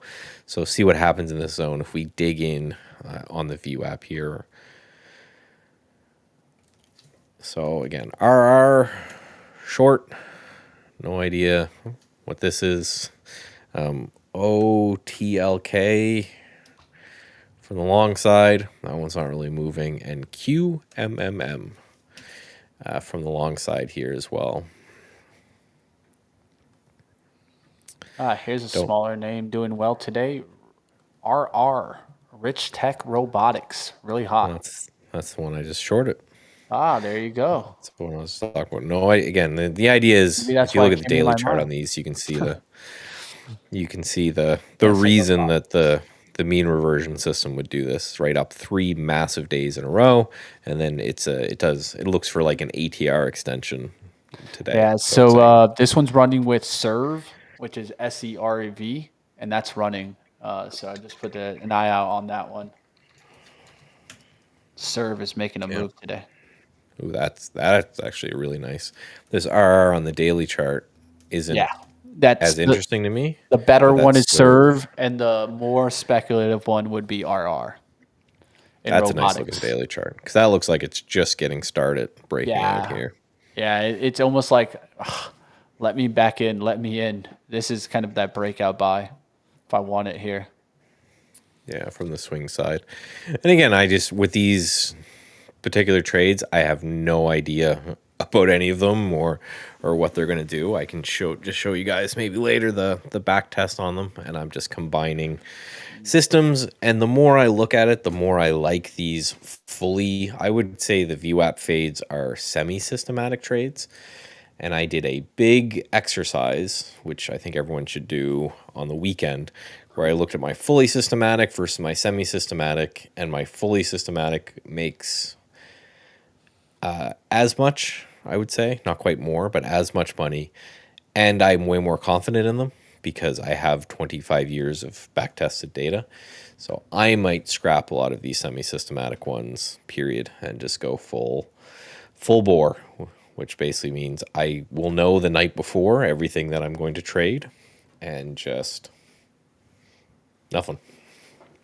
Just let it all go. Yeah, I'd keep an eye on that serve. This is like a theme getting hot again. I need pullbacks to 11, but it's hot. Archer, here's another one that was moving up. Wheels up. Of course, this does is what like Archer and Joby do, but these are just such small What's this names, one? and they're just getting a nice little push up. Literally, wheels up experience. It's like a Joby or an Archer, Okay, gotcha. but the daily chart shows strength. Oh man, All right, Joby was one someone of the. is ringing my Yes. doorbell, so I'll be right back. Just give me one Oh, second, and cool. then Josh, I see you in the back. Bring Josh in here. Yeah. There you go. Oh, hey man, Boom. how's it Boom. going? Man. Doing great. Doing great. Doing great. Doing great. How you How's doing your today? morning been? You rich? Good. Yeah. Small caps been relatively just maintaining that every day you get some sort of good spiker. So today looking at NBY, the runner from Monday. But yeah, every day's so far today's been good. I missed my short. I had orders in at the top, didn't get filled. And that's the one thing too, kind of like bounce plays. When you just set limit orders in, like okay, set it, let it hit, let it get hit or not. Didn't get hit unfortunately, but did get a good reversal. So some of my traders in my chat banked on that one, and then now sit back and wait for the next area, right? And so you just kind of set your lines in, put your support resistance lines in, your resistance areas where you want to go for the short, your supply areas or the band areas for the bounce play, and trade. What have y'all been looking at today? The same kind of thing, right? Just watching the cues kind of muddle along, right? Recovering a little bit now, but sold off here all morning, and then watching the IWM just ripping right off the jump. So, the big guys are still very short the IWM, so I'm very interested in drinking their tears as the IWM rips higher. I'd love me a good short squeeze. Things like KSS, Kohl's had a nice, decent little gap up. That's got like a 30-something% short on it. So there's some pain happening there as well. And then, yeah, my bot's just going after these kind of junky names that I never really heard of today. So QMMM, who knows? Little dip and rip there. So long Right. a little bit of that. RR, short a little bit of whatever this thing is. Just, yeah, it's really, really junky. And I think it's because of the move in the IWM, is that the system is just it's always looking at whatever the craziest name was the prior day to trade it this day. So I think it's just, we're getting a lot of this junk moving. So I'm trading a lot of it. How have you liked the bot so far? Oh, it's amazing. Right. Again, I am a good analyst.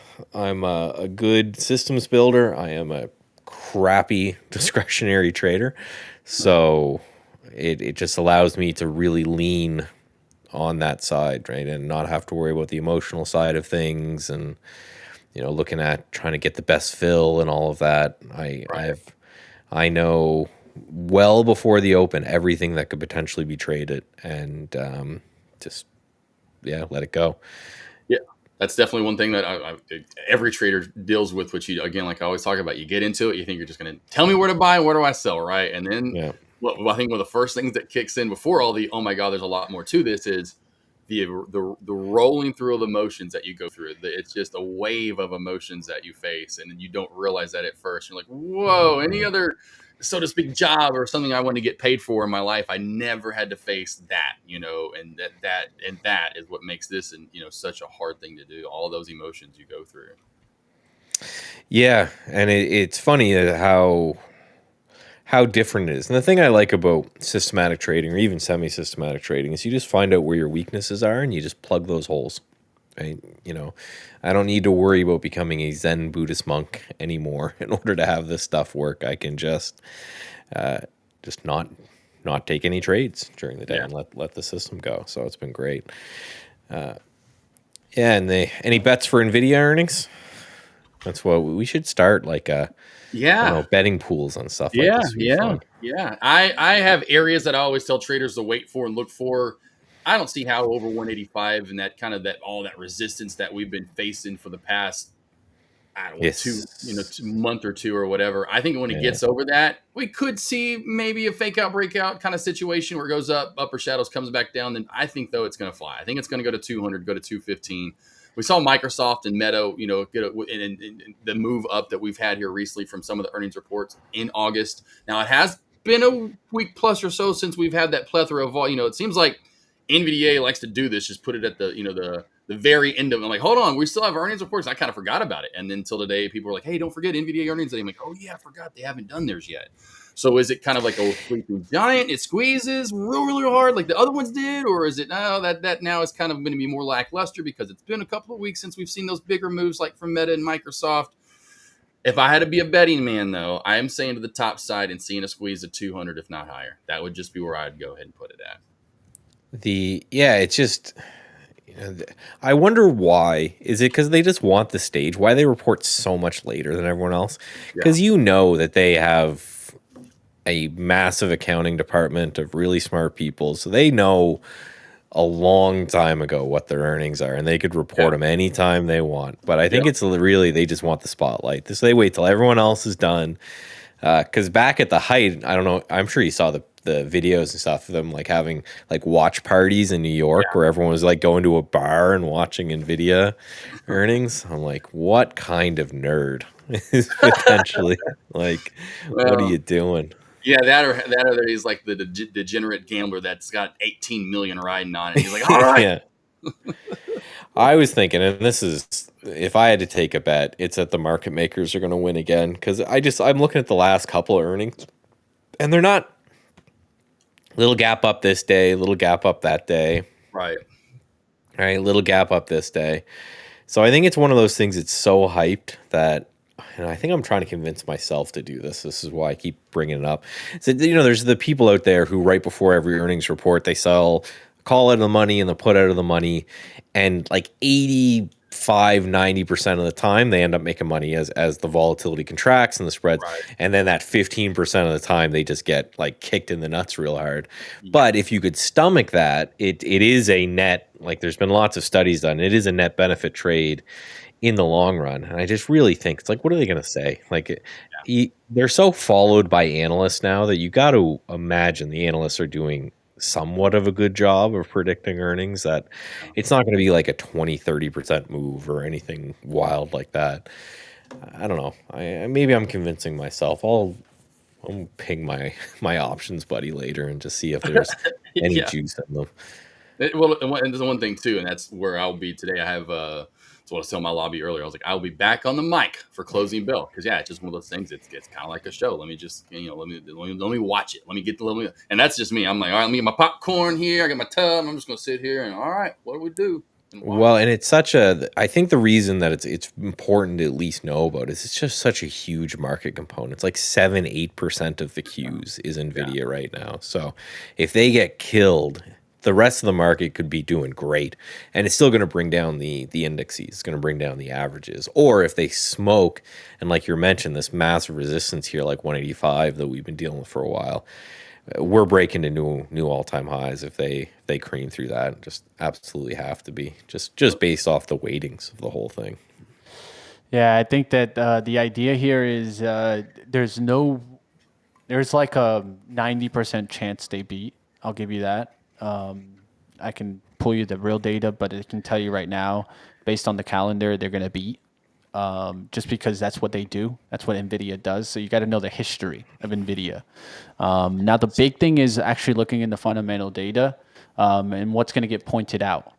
The number one thing, what has Money Mitch been telling you guys now, I think, for months? Export controls, China. That is going to be the number one thing talked about. I guarantee it. Guarantee. Well, I would bet you it's one of those things in which the actual earnings report doesn't matter nearly as much as like comments after. And we talk about it all the time with like Fed speak. If we know what the number is going to be, if there's like a 90 some odd % chance of a cut or a hold or whatever it is, then no longer is the market moving news the event, it's what JPOW says after. And I think it's probably going to be the same with NVIDIA. You got to wait for that earnings call. And for stuff like what Mitch was talking about, what does he say about potential sales in China? What does he say about future revenues and tariffs and things like that? And that, I think, will drive the price more than anything. So you're going to have your initial jerk when the number comes out, and then probably a secondary move whenever, I don't know when it is, whenever the conference call is. Here, I'll get nerdy for you, my friend. Oh, you know how I like graphs. Here's Nvidia, right? And this is the green is China revenue, the blue is US revenue. So the key here, guys, is when you focus on the China revenue, see how it slightly has expanded, but not really had the drive. Why? AI hasn't really been allowed in China yet. And so if you're looking for ways for Nvidia to continue to drive and making these big moves, what needs to help? It's not the US revenue. It's that China revenue. If that can expand, if they can get more of a piece of pie there, that's how you get this party to keep rocking and rolling. So another big thing for Nvidia is the data center, right? And that's what you're going to be watching. Can they continue on this type of slope with the data center? And this just tells you more and more that the only reason Nvidia is winning is data center. It has nothing to do with gaining revenue. I know there's the gamers out there. Oh, but they're in every machine. No, that makes literally the smallest amount. It's like 5% of the money they make comes from that. So just goes to show you that it's all based on the data center and growth, right? So look for that. Another big thing is going to be kind of if you look into the margins and you look into what kind of research is saying out there, research is pointing towards China. That's what you want to be watching, because if there's one way to keep this party going, it's going to be because of China revenue coming too. And so what have we been seeing? Trump be soft on China with AI. So, well, and that's probably part of, he probably got a visit. So listen, man, I know you like your stock market to go up. Well, Nvidia is the entire stock market right now. So maybe, literally, maybe you should be a little commentative to them if you continue to want this rally to occur. I think one of the CEOs, one of the big tech CEOs, whoever it was, finally got the message to Donald that the way US wins is China wins also. Mm-hmm. Well, and it's, if you want to, and they'll save face by saying, yes, we're selling them a slightly inferior chip and blah, blah, blah, blah, blah. But yeah, it's like, hey, we are the ones, if you want good paying American jobs, it's not bringing back textile manufacturing. It's producing, right, AI, and it's producing AI related things. That's where the money is, right? Exactly. And I think that's what you got to watch here, guys. And we'll see what happens. KSS is just hanging out, guys. So I'm just going to set a stop and forget about it because there's other trades that I'm missing here. SPY is up there towards the resistance. It's hitting it. This 645, 90s. This 646 has been really pesky here. Can we finally break it, guys? It's been right on there. I think this is going to be a big level today. If we get above this, we could start to actually drive and drive higher here. I think this is a big watch. Well, it's funny, if you look at when this kind of rip started at 950, the IWM just kind of chilled out right there at 950. So this is a little bit more, you're seeing this rotation in all things at all times, right? You're seeing it in, things that we're seeing right here where it's, things are ripping, things are selling, that kind of thing. But you're seeing it intraday and you're seeing it kind of intra-week. Some weeks it seems like it's a big cap tech week. Some weeks it's a small cap week. And you're also seeing it like intra-minute. We got up here as well. And then when we pull back, you're getting like a catch-up somewhere else. The Q's nice little pop there. Is that Nvidia? Yeah. Whew. What's up, Josh? Oh, you can share your screen. We got a little scene for you. Once you share your screen, we can pop over what you're looking at too. Oh yeah, you're good. Yeah, no, I'm just looking at small caps. I have two different styles. So I always look at large caps over here and then look at small caps over here. Nothing's happening in small caps. I wanted INHT short up top, but that did not happen. I'll share my screen. I always forget to start off. There's Bido going, guys. So I'm going to call out the miners now to make the move, and Quantum Name's doing well also. BITOs, BTC, USD, and then I always like to look like a 1 hour. Yeah, nice little backup high. We had this kind of crazy move out of Ethereum last night that is holding a little bit. It had a nice little spike there. Back to this zone. And this zone we've been battling, but I think we're going to make it through. I think this is actually insanely healthy behavior for Ethereum to get up to that prior resistance and just chop and do a little bit of nothing and then potentially just rip right through that price. All right, long here. Samara taking a shot on a scalp here for it to go higher. Let's see if it can start to rip out of that KSS there. Down about 320 today, so it's still a decent amount there. We'll see what happens if I can bounce back here. Mara pushing here. Let's see if we can start to get some Bitcoin names to push. I saw Bito making a nice move to the upside, so you guys can look at that to see if that goes higher. But there's some names out there, guys. Keep searching. Yeah, I like RR today too. That's been a nice, good move the last couple of days, whether you go long or you're going short on it. So that's another one I'm looking at. I should have just bought Serve, guys. We looked at Serve at 11.50. It's now almost 12. So Serve is the one I think that's more quality robotics, and it's driving, man. So Josh, I'd add that one to your radar. SERV. Serve, it's on the board, my man. It is now on the board. Because, yeah, small caps today were good early on. It had INHD had kind of help out a little bit, but then otherwise it's been really a slower move for small caps, and that's what you're looking for. Serve, RR, pretty good. I think, one of the things that we got to think about with Tesla now is that the focus shifts out of robotaxi and starts focusing on actual robotics. Maybe that's the catalyst that can, or at least a story that can drive it to 400. It's recovering VWAP now. Tesla looking good. Good. There's SPY breaks that 646 break, clear break there. Yeah, we're going in this SPY here. We're close to all-time highs again. Right, the high end, this line right here, this pink line, that is the current all-time highs. We just ticked all-time highs on that JPOW day. We didn't close there, but we just hit that really quickly. And again, through all-time highs, we know all the people that are short the S&P 500, which is a net of 150,000 contracts are all losing money, which again, I love that for me, not so much for them, but they shorted at the wrong time and they've been shorting ever since. So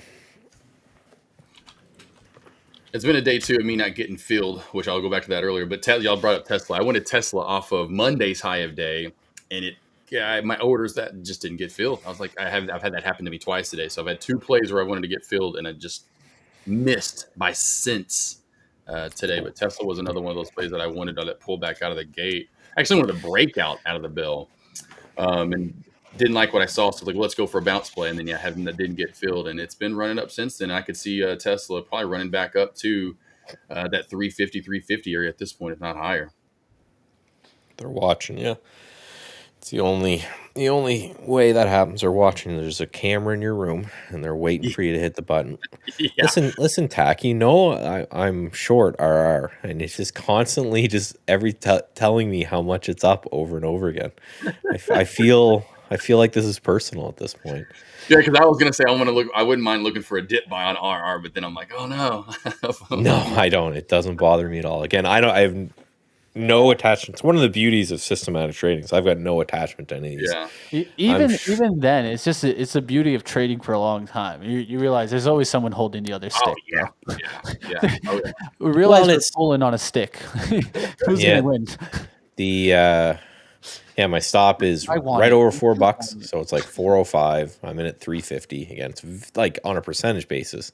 That's a very wide stop. And sometimes into these, I'll piece into a little bit. So I set my initial risk small. So say your initial risk was like $50 or something on the trade, but I'm really okay with losing $100 on the trade. Well, I'll start to kind of pile in little by little until I kind of get to that price. But so far, again, just not worried about it. Still, I'm up very slightly on the day. I'm up like $7, $8 right now. But another one that it's funny that Mitch mentioned and a little bit later came in short was this up. So popped in as well. Yeah, that one moves with Joby and stuff. Wheels up. That chart is ripping. And Oh, again, the dash for trash is on when Polestar is up. I can show you guys too. Polestar, guys. Did take a swing there in AMD, got cut out of it really quickly, but it still looks good. We'll see if AMD can get moving today. I feel like that's the day. Today's the day that maybe they pick AMD right back up. We'll see what happens. Let me just pull this in because, yeah, if you want to know how I can not care so much, which I think is important, is if I just drag this here, does it? Yeah, perfect. So, right, these are the current day trading. These are the fully systematic ones, not the VWAP fades or any of that stuff that I do. And that's just right? So I know there'll be dips. I know there'll be pullbacks. I know there'll be losing months. I know there'll be all that. But this is from the year 2000 to 2025. And it does pretty good. It's like 50 some odd percent annually. It's going to be less than that in the real world. You always take what your back test puts out and you take a big cut off that because there's just no way that is going to happen. You're going to get a little bit less and then just trade the systems, right? So then it helps me a whole lot not care about any trades. And the other thing is I take a lot of trades. So right now I am in 1, 2, 3, 4, 5, 6, 7 trades. So then it's easier to not get concerned about any one trade because I'm in 7 of them, right? So if this one stops out and the other ones do fine, then I'm doing well as well. So it again, highly recommend. I think we talked about it yesterday too, with Kevin there as well. The whole tasty trade mantra of trade small, trade often. Yeah. That way you're never too attached to. You're never too excited with one winner. You're never too bummed with one loser, because there's just nothing, right? Nothing huge going on either side. Q's pushing there. We'll see if that can continue there. Yeah, Q's really turned around. They were insanely relatively weak early on and just bottomed out, ripped through 2-day VWAP, ripped through 1 day. Yeah, that's right. Trade small, trade often. Best advice that I could give anyone, to be honest, for trading is I'd say, and I bet you guys will back me up on this, 90% of all trading problems, especially from new traders, are too big. They're just too much into one or a couple positions, and then that clouds your, say making or losing $100 is a big deal to you. And if you're in a trade that, it's ticking up or down like $20 at a tick, all of a sudden you're just freaking right out. So it's, that whole trade small thing, trade often, I think is the best thing mentally. And I think it's also the best thing just if you do the math behind trading as well, that over the long run, it does well. So you never want to go too big a start. And that's where usually people, as they do, they blow their accounts, So it's like, don't do that. Just worry about wins. Money will come, right? That's even at one of the first little stock trading seminars that I was a presenter at in 2022, and hearing other traders that had been doing this for a while, and names that I'd kind of looked up to, and they went after me, and they're saying kind of the same stuff, and I'm like, yeah, like, but I'll never forget. Barry has a very strong personality, but you may have seen him on social media. But Day Trade Professor was there, and there was a guy in the crowd that was like asked him a question, and him and Day Trade Professor was like, "When you just don't need to trade, then." It was like he was so matter of fact. He's like, you don't need to worry about money at first. It's like it was almost like got in almost in this little small confrontation. It was funny, but I was like, he's just telling you the truth. You need to, like, whatever it is, you got to find it. I always try to tell traders that it could be 10 shares, could be 5 shares, could be 50 shares, for me it was 100 shares. But find that size that you can trade scale into a trade, and you like that. You don't have this emotional attachment to it, because that's what we all face at first. Like we just were literally talking about, earlier, is the emotions when we first get into trading. You don't realize you're going to face those, and that's one of the harder things you have to get through. And you're right. The more of those smaller trades you take, and you're not attached to one trader or one trade, one stock, and I always was told that at first, don't marry the ticker, date it. And it's a quick date. It's out to dinner, and you take her out to eat. You think she's thinking you're going to pay. And you're like, hey, baby, that was a great dinner. Oh, man, I got to go to the bathroom. I'm stuffed. You don't go to the bathroom. You head out and you leave. And then she pays and you never see her again. Got you a free dinner. Now, men don't do that to any ladies. But that I was supposed to say, what kind of advice is, geez. but do that. You don't pull the 50-50? Oh, I've reserve never done card? that. I have always paid. My dad, even when I would go over to my friend's house as a kid, my parents would give me like $20 and say, when you go out to dinner, ask, and I would, and it was always awkward, but I'd always be like, it'd become time to pay. And I'm like, hey, I'll pay it. I'd have to because, as a kid, you want to pocket that $10-20 your parents gave Oh, you. yeah. Yeah, but no, I was raised properly, but for stock market, it's like, and that's how it was as a kid. You do get, I remember in 8th grade, Dad was making fun of me when I fell in love with this girl and he was like singing that old school puppy love song. And I'm like, he's like, you won't even know her name when you're anyway, but it was funny. But we do that to stocks early on. We fall in love with them. This is the one, this has got to be the one. I'm like, no, there are going to be hundreds of more trades, thousands of more trades. Just worry about being right and accurate at first, and the money will come down the line. Oh, yeah. That's for sure. One thing that I always say is you can also ask them early on, how much is in their savings account? That might tell you a lot about a person. Oh, hey, real dating advice. Listen, gentlemen, you want to ask questions about the lady. If we want to be for real, listen, ladies like You might want to find out if she's just a partier real quick. Yes. You start asking her questions. Get to know her. Don't talk about yourself. They don't want to know about you. They don't care about that. You find out, and then you find out about her too. And you're like, yeah. When she tells you she has 15 in the checking account, I might that might be a telling sign that you might want to head the other way, my friend. Yes. And go, dang it, we should have went to Waffle House tonight. Yeah. Waffle House dollar burgers. I remember those. I lived on those in college. Hey, Waffle House provided for some very fun times if you went there at a certain time of the night. Dude, you telling me I get a dollar burger and a show? Let's do it. Yeah. Yeah. I mean, this is like better than Vegas. No, it is better than Vegas. You go out to the Waffle House, you're going to have a story.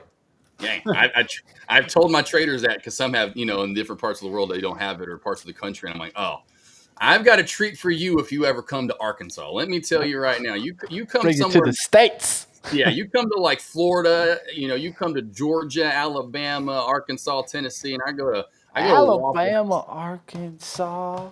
Yeah, and you hear a lot of that Southern twang accent talking. You're gonna have a fun time at probably the cook will be smoking a cigarette, and you're like, is that legal? Yeah, don't worry about it. It's gonna be good food. You might have a little ash in your eggs, but it's all good. Oh yeah, yeah. Food where the food takes a little while, but you got a whole lot of people talking. Yeah. All right, guys. We'll see what happens. I'm back in KSS, guys. I'm looking to see if this can start to push. We'll see what happens in other plays. I'm still in Mara also. That's actually pushed a little bit, but it's just not like my ticking time bomb's going off on that trade. Looking for it to start making a move or not. Qs are just hanging out. The short float here on Mara is wild still, isn't it? I thought it was 29% short float on Mara, so they're still leaning on that. And I worked for a miner. That's a story for another time. It's a shitty business, but such a tight, look at that tight base, and the fact that 1 in 3 shares are out there short. Any kind of bump on this, you got to imagine they're getting nervous. And I thought they were doing the whole treasury nonsense like everyone else was. They tried. Didn't work out as well for them. Nah, they just haven't. They haven't raised enough money on their shareholders yet. Well, that's one way to deal with a short float, right? If you dilute enough, then that short float kind of goes away. Right. But 29%. So 1 in 3 shares. That's at 2.5 days to cover. That's what that number down here is for anyone wondering. It's days to cover. So it's basically if every buy in the stock was a cover, how many days would it, based off average daily volume, how many days would it take them to get out of the position? And it's like 2.5. So anything over 1, I think, is pretty interesting there. But 1 in 3 shares are loaned out there. Oof. This one's kind of interesting to me. I kind of like the look of it. Yeah. What's the highest short float percentage you guys have ever seen? You guys have, I've been here for 8 years, 7 years or so. I can't remember one really much higher than that. 30% is way up there, but Was it, 130. AMC 130, GME. Yeah, okay. I can't. Okay. Kohl's was 50 at one point recently, Yeah, I think. yeah, that one's been up there. But yeah, you're talking like 30 is real high. Yeah, Squeeze 'em. Kohl's was Come on. 54. But yeah, 30 that's like danger zone level. And I don't think we're gonna see that 130, 140% stuff again. I just don't think we will. That was like GameStop, right? AMC. That was that. Yeah. That's what I thought. Okay, that's what. Yeah, that's the only time that I've seen it over 100. Yeah. And then, there's a whole conversation of how that can happen and how we could easily solve this with some sort of blockchain short float features. But yeah, it was very much an anomaly, right? Here it was, so 130%.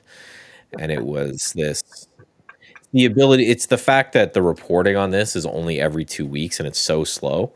So like one guy shorts one and then another guy shorts one, but there's so much lag time between the reporting and it's so awful. Yeah, and AMC was up here near 100%, 97% it looks like the high was. And yeah, I just don't think you'll see it again. It, again, fixes this, and again, not that guy, Bitcoin fixes everything. But you throw short float on a blockchain and it's real time. I'm being selfish because that's a data point that I would love to know in real time who's shorting what and where. I think would be amazing. But I don't know what's happening there, but I don't think you'll see that again. So I think if you get anything above 30 or 50, and like we talked about, you weren't here, Josh. We got a halter moving out there, guys. STSS. Have you seen that one? That one's just rocking and rolling up there towards 1461. Big move on that bad boy. Sharps Technology. That's a ripper and a half. No news on it. Nothing I see either. Just one of those, which we've seen that. RR took a hit there. That finally started to pull back. Yeah, I'm still. Serve went to 12 off of that. We'll see what happens on that pullback. I think it's 415 or 420. And it's like 350 short. So again, very, very, all these are so small that I don't care about any of them. But that would be nice if that came down a little bit and then TAC can leave me alone and harass me all day. Interesting. Right, I typed in the chat. I said RR. No, I wanted a dip buy, and I said no dip for me. And right as I typed that, here comes a pullback for a possible dip buy now. But anyway, sorry, Mike. What were you going to say? No, it's interesting. So IWM breakdown under VWAP here. MDY, so mid caps breaking down VWAP, but Q's holding strong. So the exact opposite of what we saw in the open, which IWM was ripping and Q's was tanking. Now we have the Q's holding strong here, and everything else looks to be pulling back. Oof, I think it's because I'm in it, but Mara looks like it's getting like a good boost here. There's like a couple thousand share order flows.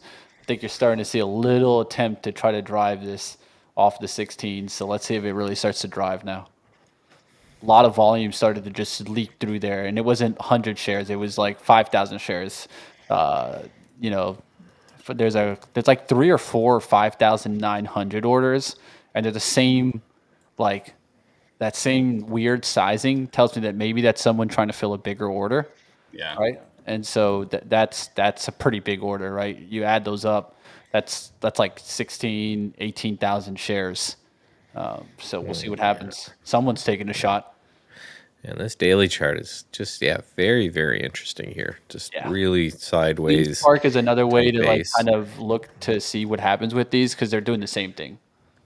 And that wolf, that was the wolf. The wolf. That was the biggest one. I think that's pretty shorted there too, right?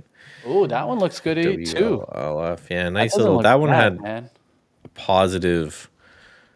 Yeah, 32%, 33% on this one. Dude, I actually like this chart. The way it's holding 9. Yeah, what do you had think a nice about pop that? up. Scroll back a little bit further. You'll see like the prior like peak. It was right around this area. There. So like it's creating a really good base above an area where it struggled.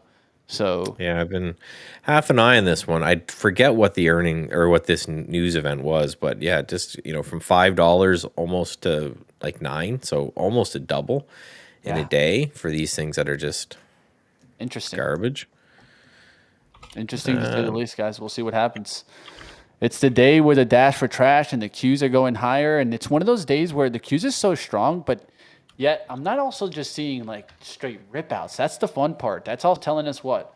It's telling us how like there's a lot of stocks just slightly up. And it's just like the tide is just getting driven.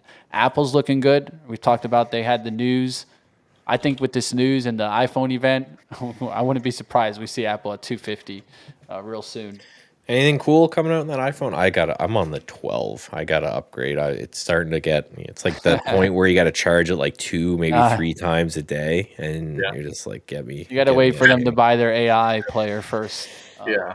That's funny. I just got rid of my 12, so that's what I still had the 12 Pro Max or whatever, and it was getting to that point where like the memory was like delete stuff. I'm like, I have stuff deleted. It should have way more memory. It gets to that like, essentially it's Apple saying you're going to get a new phone soon.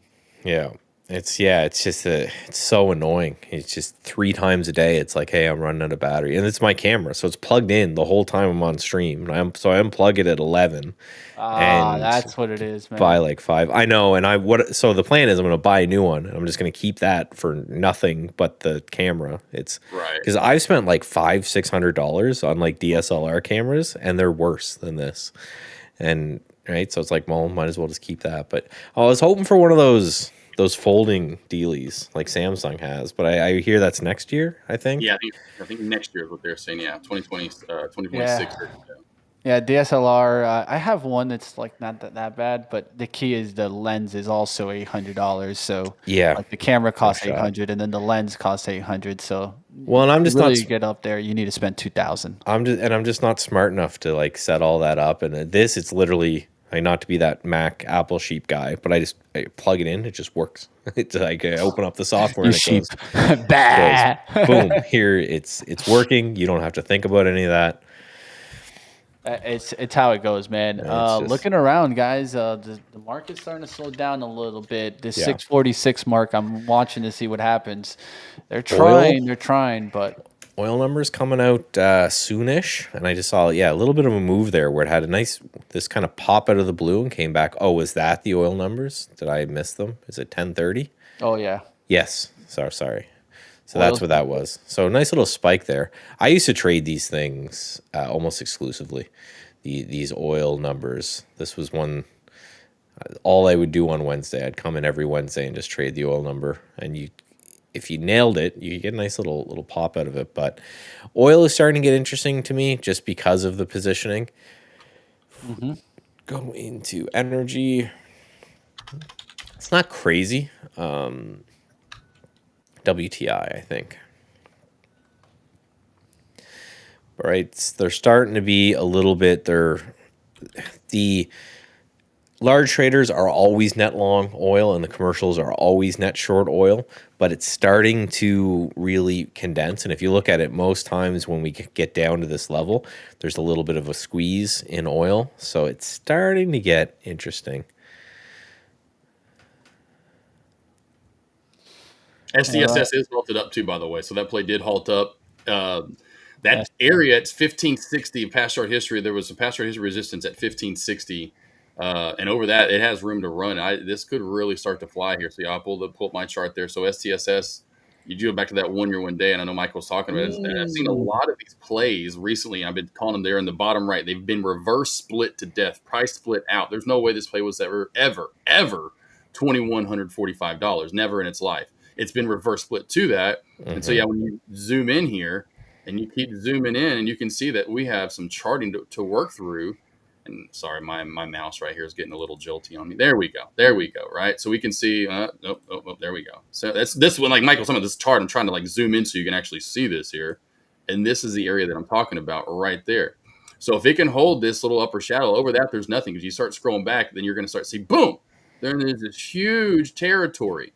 So when traders see that, and I do have newer traders that think this stock used to be that expensive, and like, oh my God, I can't believe I've had traders say, I'm like, no, this ticker was never, $2,000. Anywho, so there's open territory. So a lot of traders are going to see that now. So this play really can fly. If this holds this $15 area, in my opinion, SDSS is going to, because we've had a lot of these mob type plays. I call it the mob, right? Majority of buyers, when they come in, start squeezing out shorts because shorts are going to try to short the top. We've talked about this. Like INHD was a great reversal at the top. RR, a great reversal. Where's the short at? At the top. And so we are going to have a good reversal. So traders are knowing that's the trend now, and they keep coming in, and they're just getting squeezed out and squeezed out. So this is definitely, if this can hold somewhere in this $15 area, watch for this to continue up and squeeze and continue to go. Again, because it has that open chart territory, as I call it. Yeah, speaking of, one second, I'm going to bring my mic real close here. Hey, Tack, I'm up on my RR, sitting there the whole time. Let's go through some of these. Again, I was getting roasted, and I know you know this, Tack, but it's all in good fun. But he's just sitting here saying, where is it? It's just like, hey, it's up 16%, 17%, 18%. And I'm like, bro, leave me alone. I am up $1.50 now. It's like right at my entry point. So there. But yeah, it's actually turned out to be a pretty good day. Most of these positions are interesting. I actually bought, I have no idea what this is. SMTC Symantec. Picked up a little bit of this guy. I'll pop over here. We'll hit a daily chart. This is that kind of inside day type of action. So it's looking for something that had an explosive move yesterday and then is pulling back a little bit today. Probably better to look on like a 15-minute chart. Yeah, so you had a big spike here yesterday, usually some sort of kind of igniting event due to news, and then you get a pullback into that. So that's why it picked this one up. And then ARMN, a short here on this one. Again, another one that's just up a little bit too much into this prior resistance point. So short there as well. Oh, I spoke too soon. I'm back down on our. Looks like we're bouncing here. Yeah, you know how that goes. Let's put in a little bounce there. We'll see if some tech names can get started here. Qs are pulling back, but also catching a little bit of some bid there. Watch for those names that kind of keep working there. Pan W doing well today. Snow has earnings tonight. That's starting to bounce there. And of course, MongoDB kind of continuing, and that's pulled back towards resistance. That's one to keep an eye out for. This was a good call by you on MongoDB. I remember you saying this morning just to avoid it. Yeah, look at it. It's done. That would have been a frustrating trade today to look at that.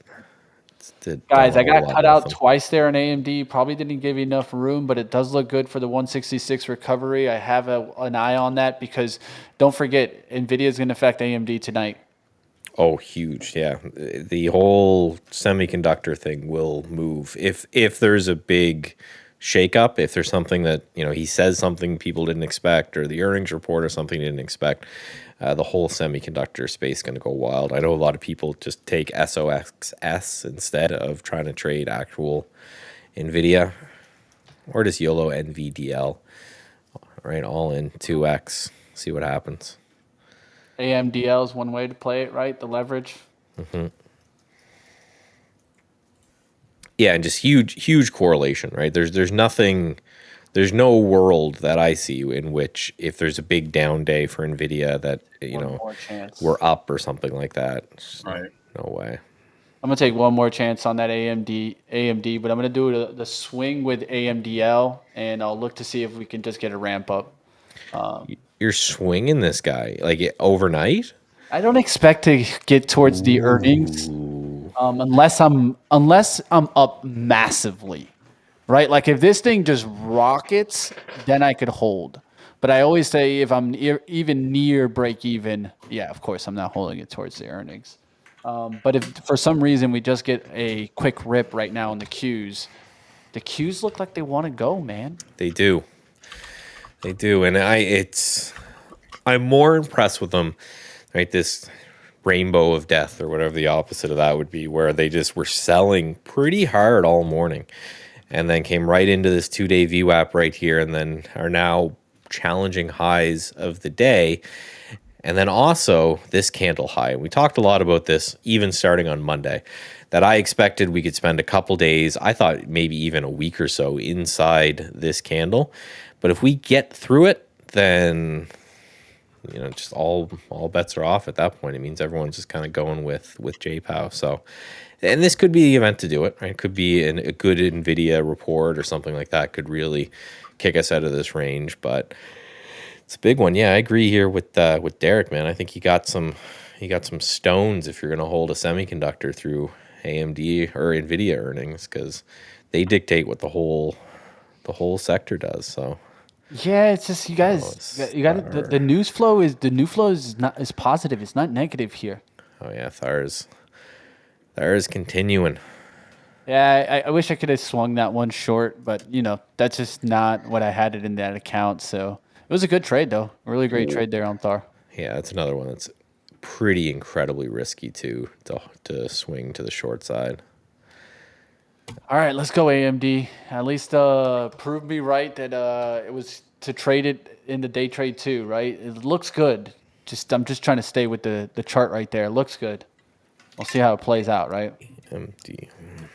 Looking for a short on SCSS too. These plays with no PR. A lot of the time when they crack back under the first halt up area, which was right around that 14.25 mark, I'm looking for that to fade back on down. CR Trader, good alert there. Got in around the $18 mark at that high of day, and for the reversal, that was a good short. Like we've seen here though, for these small cap plays, shorting at that high of day, finding the reversal is it. So SCSS, good reversal from high of day, back under that VWAP in 1530. This play is going to start getting sketchy and more risky, and for the longs, and will start to die off. I guarantee you, if it cracks under that VWAP in that 1435 mark, which was where we halted up at, SCSS will find its way back to where it kind of came from in the breakout, which is probably 13, maybe even into the 12. So that's what I'd be looking for on that short. These plays with no PRs love to pop up. It's some sort of, as you'd always kind of classified, some kind of chat room pump or something along those lines. And so just wait for that backside move, essentially, and you'll be safe for the crackdown. I think you wait for the third halt. I always talk about it. Third halt is usually that after that third halt, down halt comes after that. So I'm actually looking for this to recover off 16, go up for one more halt, and then from there, if I'm looking for shorts, that's when I start to get into these. Jeez, so. What is this QMMF? It is doing amazingly for my bot here, and I just don't I'm just looking at the daily chart. I'm like, what is this thing? What is this candle from $6 down to $2.50 back to $6? This is weird. Who are you? Holding company. It looks like is this like a SPAC? Engages in the provision of digital advertising services. Offers interactive design. It's in a space that's hot lately. MG&I has been one of that hot name, digital advertising. Yeah, this is weird. I also saw another name that was moving in that space too. What was it that was moving the other day? And you'll see those trends where I love. Yeah, it's smaller names in a theme is something to look at. Yeah. A good find for the bot there. I mean, that's nothing I would have found myself, or I'm sure you and Mike were, right, Mitch? But yeah, then you're like, okay, thanks for finding it for me. Great. I mean, good. Yeah, I'm in at 444. So it's just kind of again, the same thing I just talked about on that STMC. It's looking at this wide range candle up, and then it's kind of looking for, that 50% retracement into that candle for a potential buy there. And yeah, I was looking at it saying, this is just crazy. On the the intraday chart, it was good. So I'm in from somewhere in this area right here. Just held view up for a while, breaking out a little bit. Weird. Oh, so that's good note here. And this is something I always look up before the Nvidia calling. So a 6% expected move in Nvidia, which means that basically, if you're buying or selling options and it goes less than 6%, you're losing money. That's basically what it's saying, is that the market makers have determined that we're going to move roughly 6% up or down. So to get any kind of juice on trading it, it has to be more than that. which would mean that the trade would be if I can. I just pinged my buddy Options Sean on Twitter. If you want to check him out, that's what he does. His whole life is options, and is going to ask him about it. And you would basically sell a call 6% out of the money on the close, and a put 6% out of the money on the close, and you would just collect a bunch of premium for that. And if the move is less 6% or less, then tomorrow you just close that spread on the open, and you just make that whatever that spread is. So just a nice little. It's something I want to do more. I think I would open like a separate account under like a corporation or something to do it, and then just experiment with it. Just something that's detached from my normal trading and my normal accounts, just to see, because I know what I've back tested. I know what the equity curve looks like. It's a nice slow grind up, and then just a crack down every now and then a nice slow grind up. So the question is, do you have the stomach for it, and do you have the patience to trade so insanely small that no crazy move can ever take you out of the game? And I don't know, something to play with. Kit, another robotic stock doing well today. So definitely a robotics day. Serve, Kit, and RR. KIT? KITT. TT. Yeah, so I'm short RR and up slightly on RR now, and up pretty big, pretty okay on up. Really good day in IonQ. So if you guys like Quantum is woken up. IonQ is the leader, and it is strong. And I was actually looking at this as it could die out. What catalyst could come in this space? That's what I was asking myself. Well, it doesn't need one here. This is a technical breakout, and it's definitely looking good. IonQ. You're going to like that RR some more when it cracks that VWAP. That's what would have been alerting for traders for more continuation of the bottom side for that short. So more movement to the bottom when you're going to be loving some life there when it cracks that VWAP. So that's what I'm looking at for myself, and same thing for STSS. I was hoping STSS was going to get that third halt up that you're talking about, Mitch, and it's not quite got it yet. No, not yet. Patience. If you're looking a short one and keep piling on to that RR trade, your subjective trade, Michael, of the day, I don't know if you've taken it, but maybe a short on serve up here at these levels keeps rejecting these 12s. It's rejected it once, twice, 3 times. So I think if it rejects it one more time, you might have a VWAP attempt there, back down. If you're short in the space. But remember, you're also seeing resistance on that chart right there on serve. So this is the point where it makes sense to pull it back. Maybe a pull back to 11, right? In the next couple of days makes sense for serve. So this is an important level to try to break through. You've tried to do it a couple times. We'll see what happens there. I have added this one to my short list for swings, though. Just looking at this long base, it kind of actually reminds me of this ASTS. I mean, same kind of thing. Just slow. These after you have a big pop, these slow grind downs that are, there's no real volume, there's no panic days, there's no emotion behind it, and then you get a move off that. Those are great plays. And same with serve. Right? It had this huge spike up, and then it's been pulling back. It's pulled back from 14 to 9. So if you just look at the numbers, you go, man, that's a big pullback. But if you just look at it, there's been no panic days. There's been nothing. It's just kind of floating down, for lack of a better term. And quite often those can resolve back higher. And like we talked about, you know exactly where you're wrong. If you're buying it here at 12, you say, hey, if it gets back under like this day's low, or under 9 at the worst, you're wrong. Then you say, okay, well, where could it go? Well, if it gets back to even highs, it's 20, 22. It's a double. I'd take that. All right, guys, time to wrap it up. It's 10:59. We'll get on out of here. And like always, we'll keep trading along with you guys. You guys can get over to the Discord side of things if you guys want to keep up, and always keep up with Josh and everything that he does. Like always, we'll keep trading. That's for sure. That never stops. But we'll keep looking into the market to see what happens, of course. Focus for tonight, of course, Nvidia. Nvidia's earnings will be shaking up the market. So if you come in tomorrow and you're wondering what the hell happened, Yeah, it was Nvidia's earnings more than likely, regardless if it's up or down, right? So that's going to affect the market. I think the important parts, you'll see a lot of focus goes towards China mentioned. So that's one thing that I'll just mention for you guys. Any last comments for the stock traders out there? Josh, I'll let you go first and we'll wrap up with Michael. Short for SCSS. Watch that. I'm telling you, these no news plays love to die off. So watch for more continuation down. And let's do this then.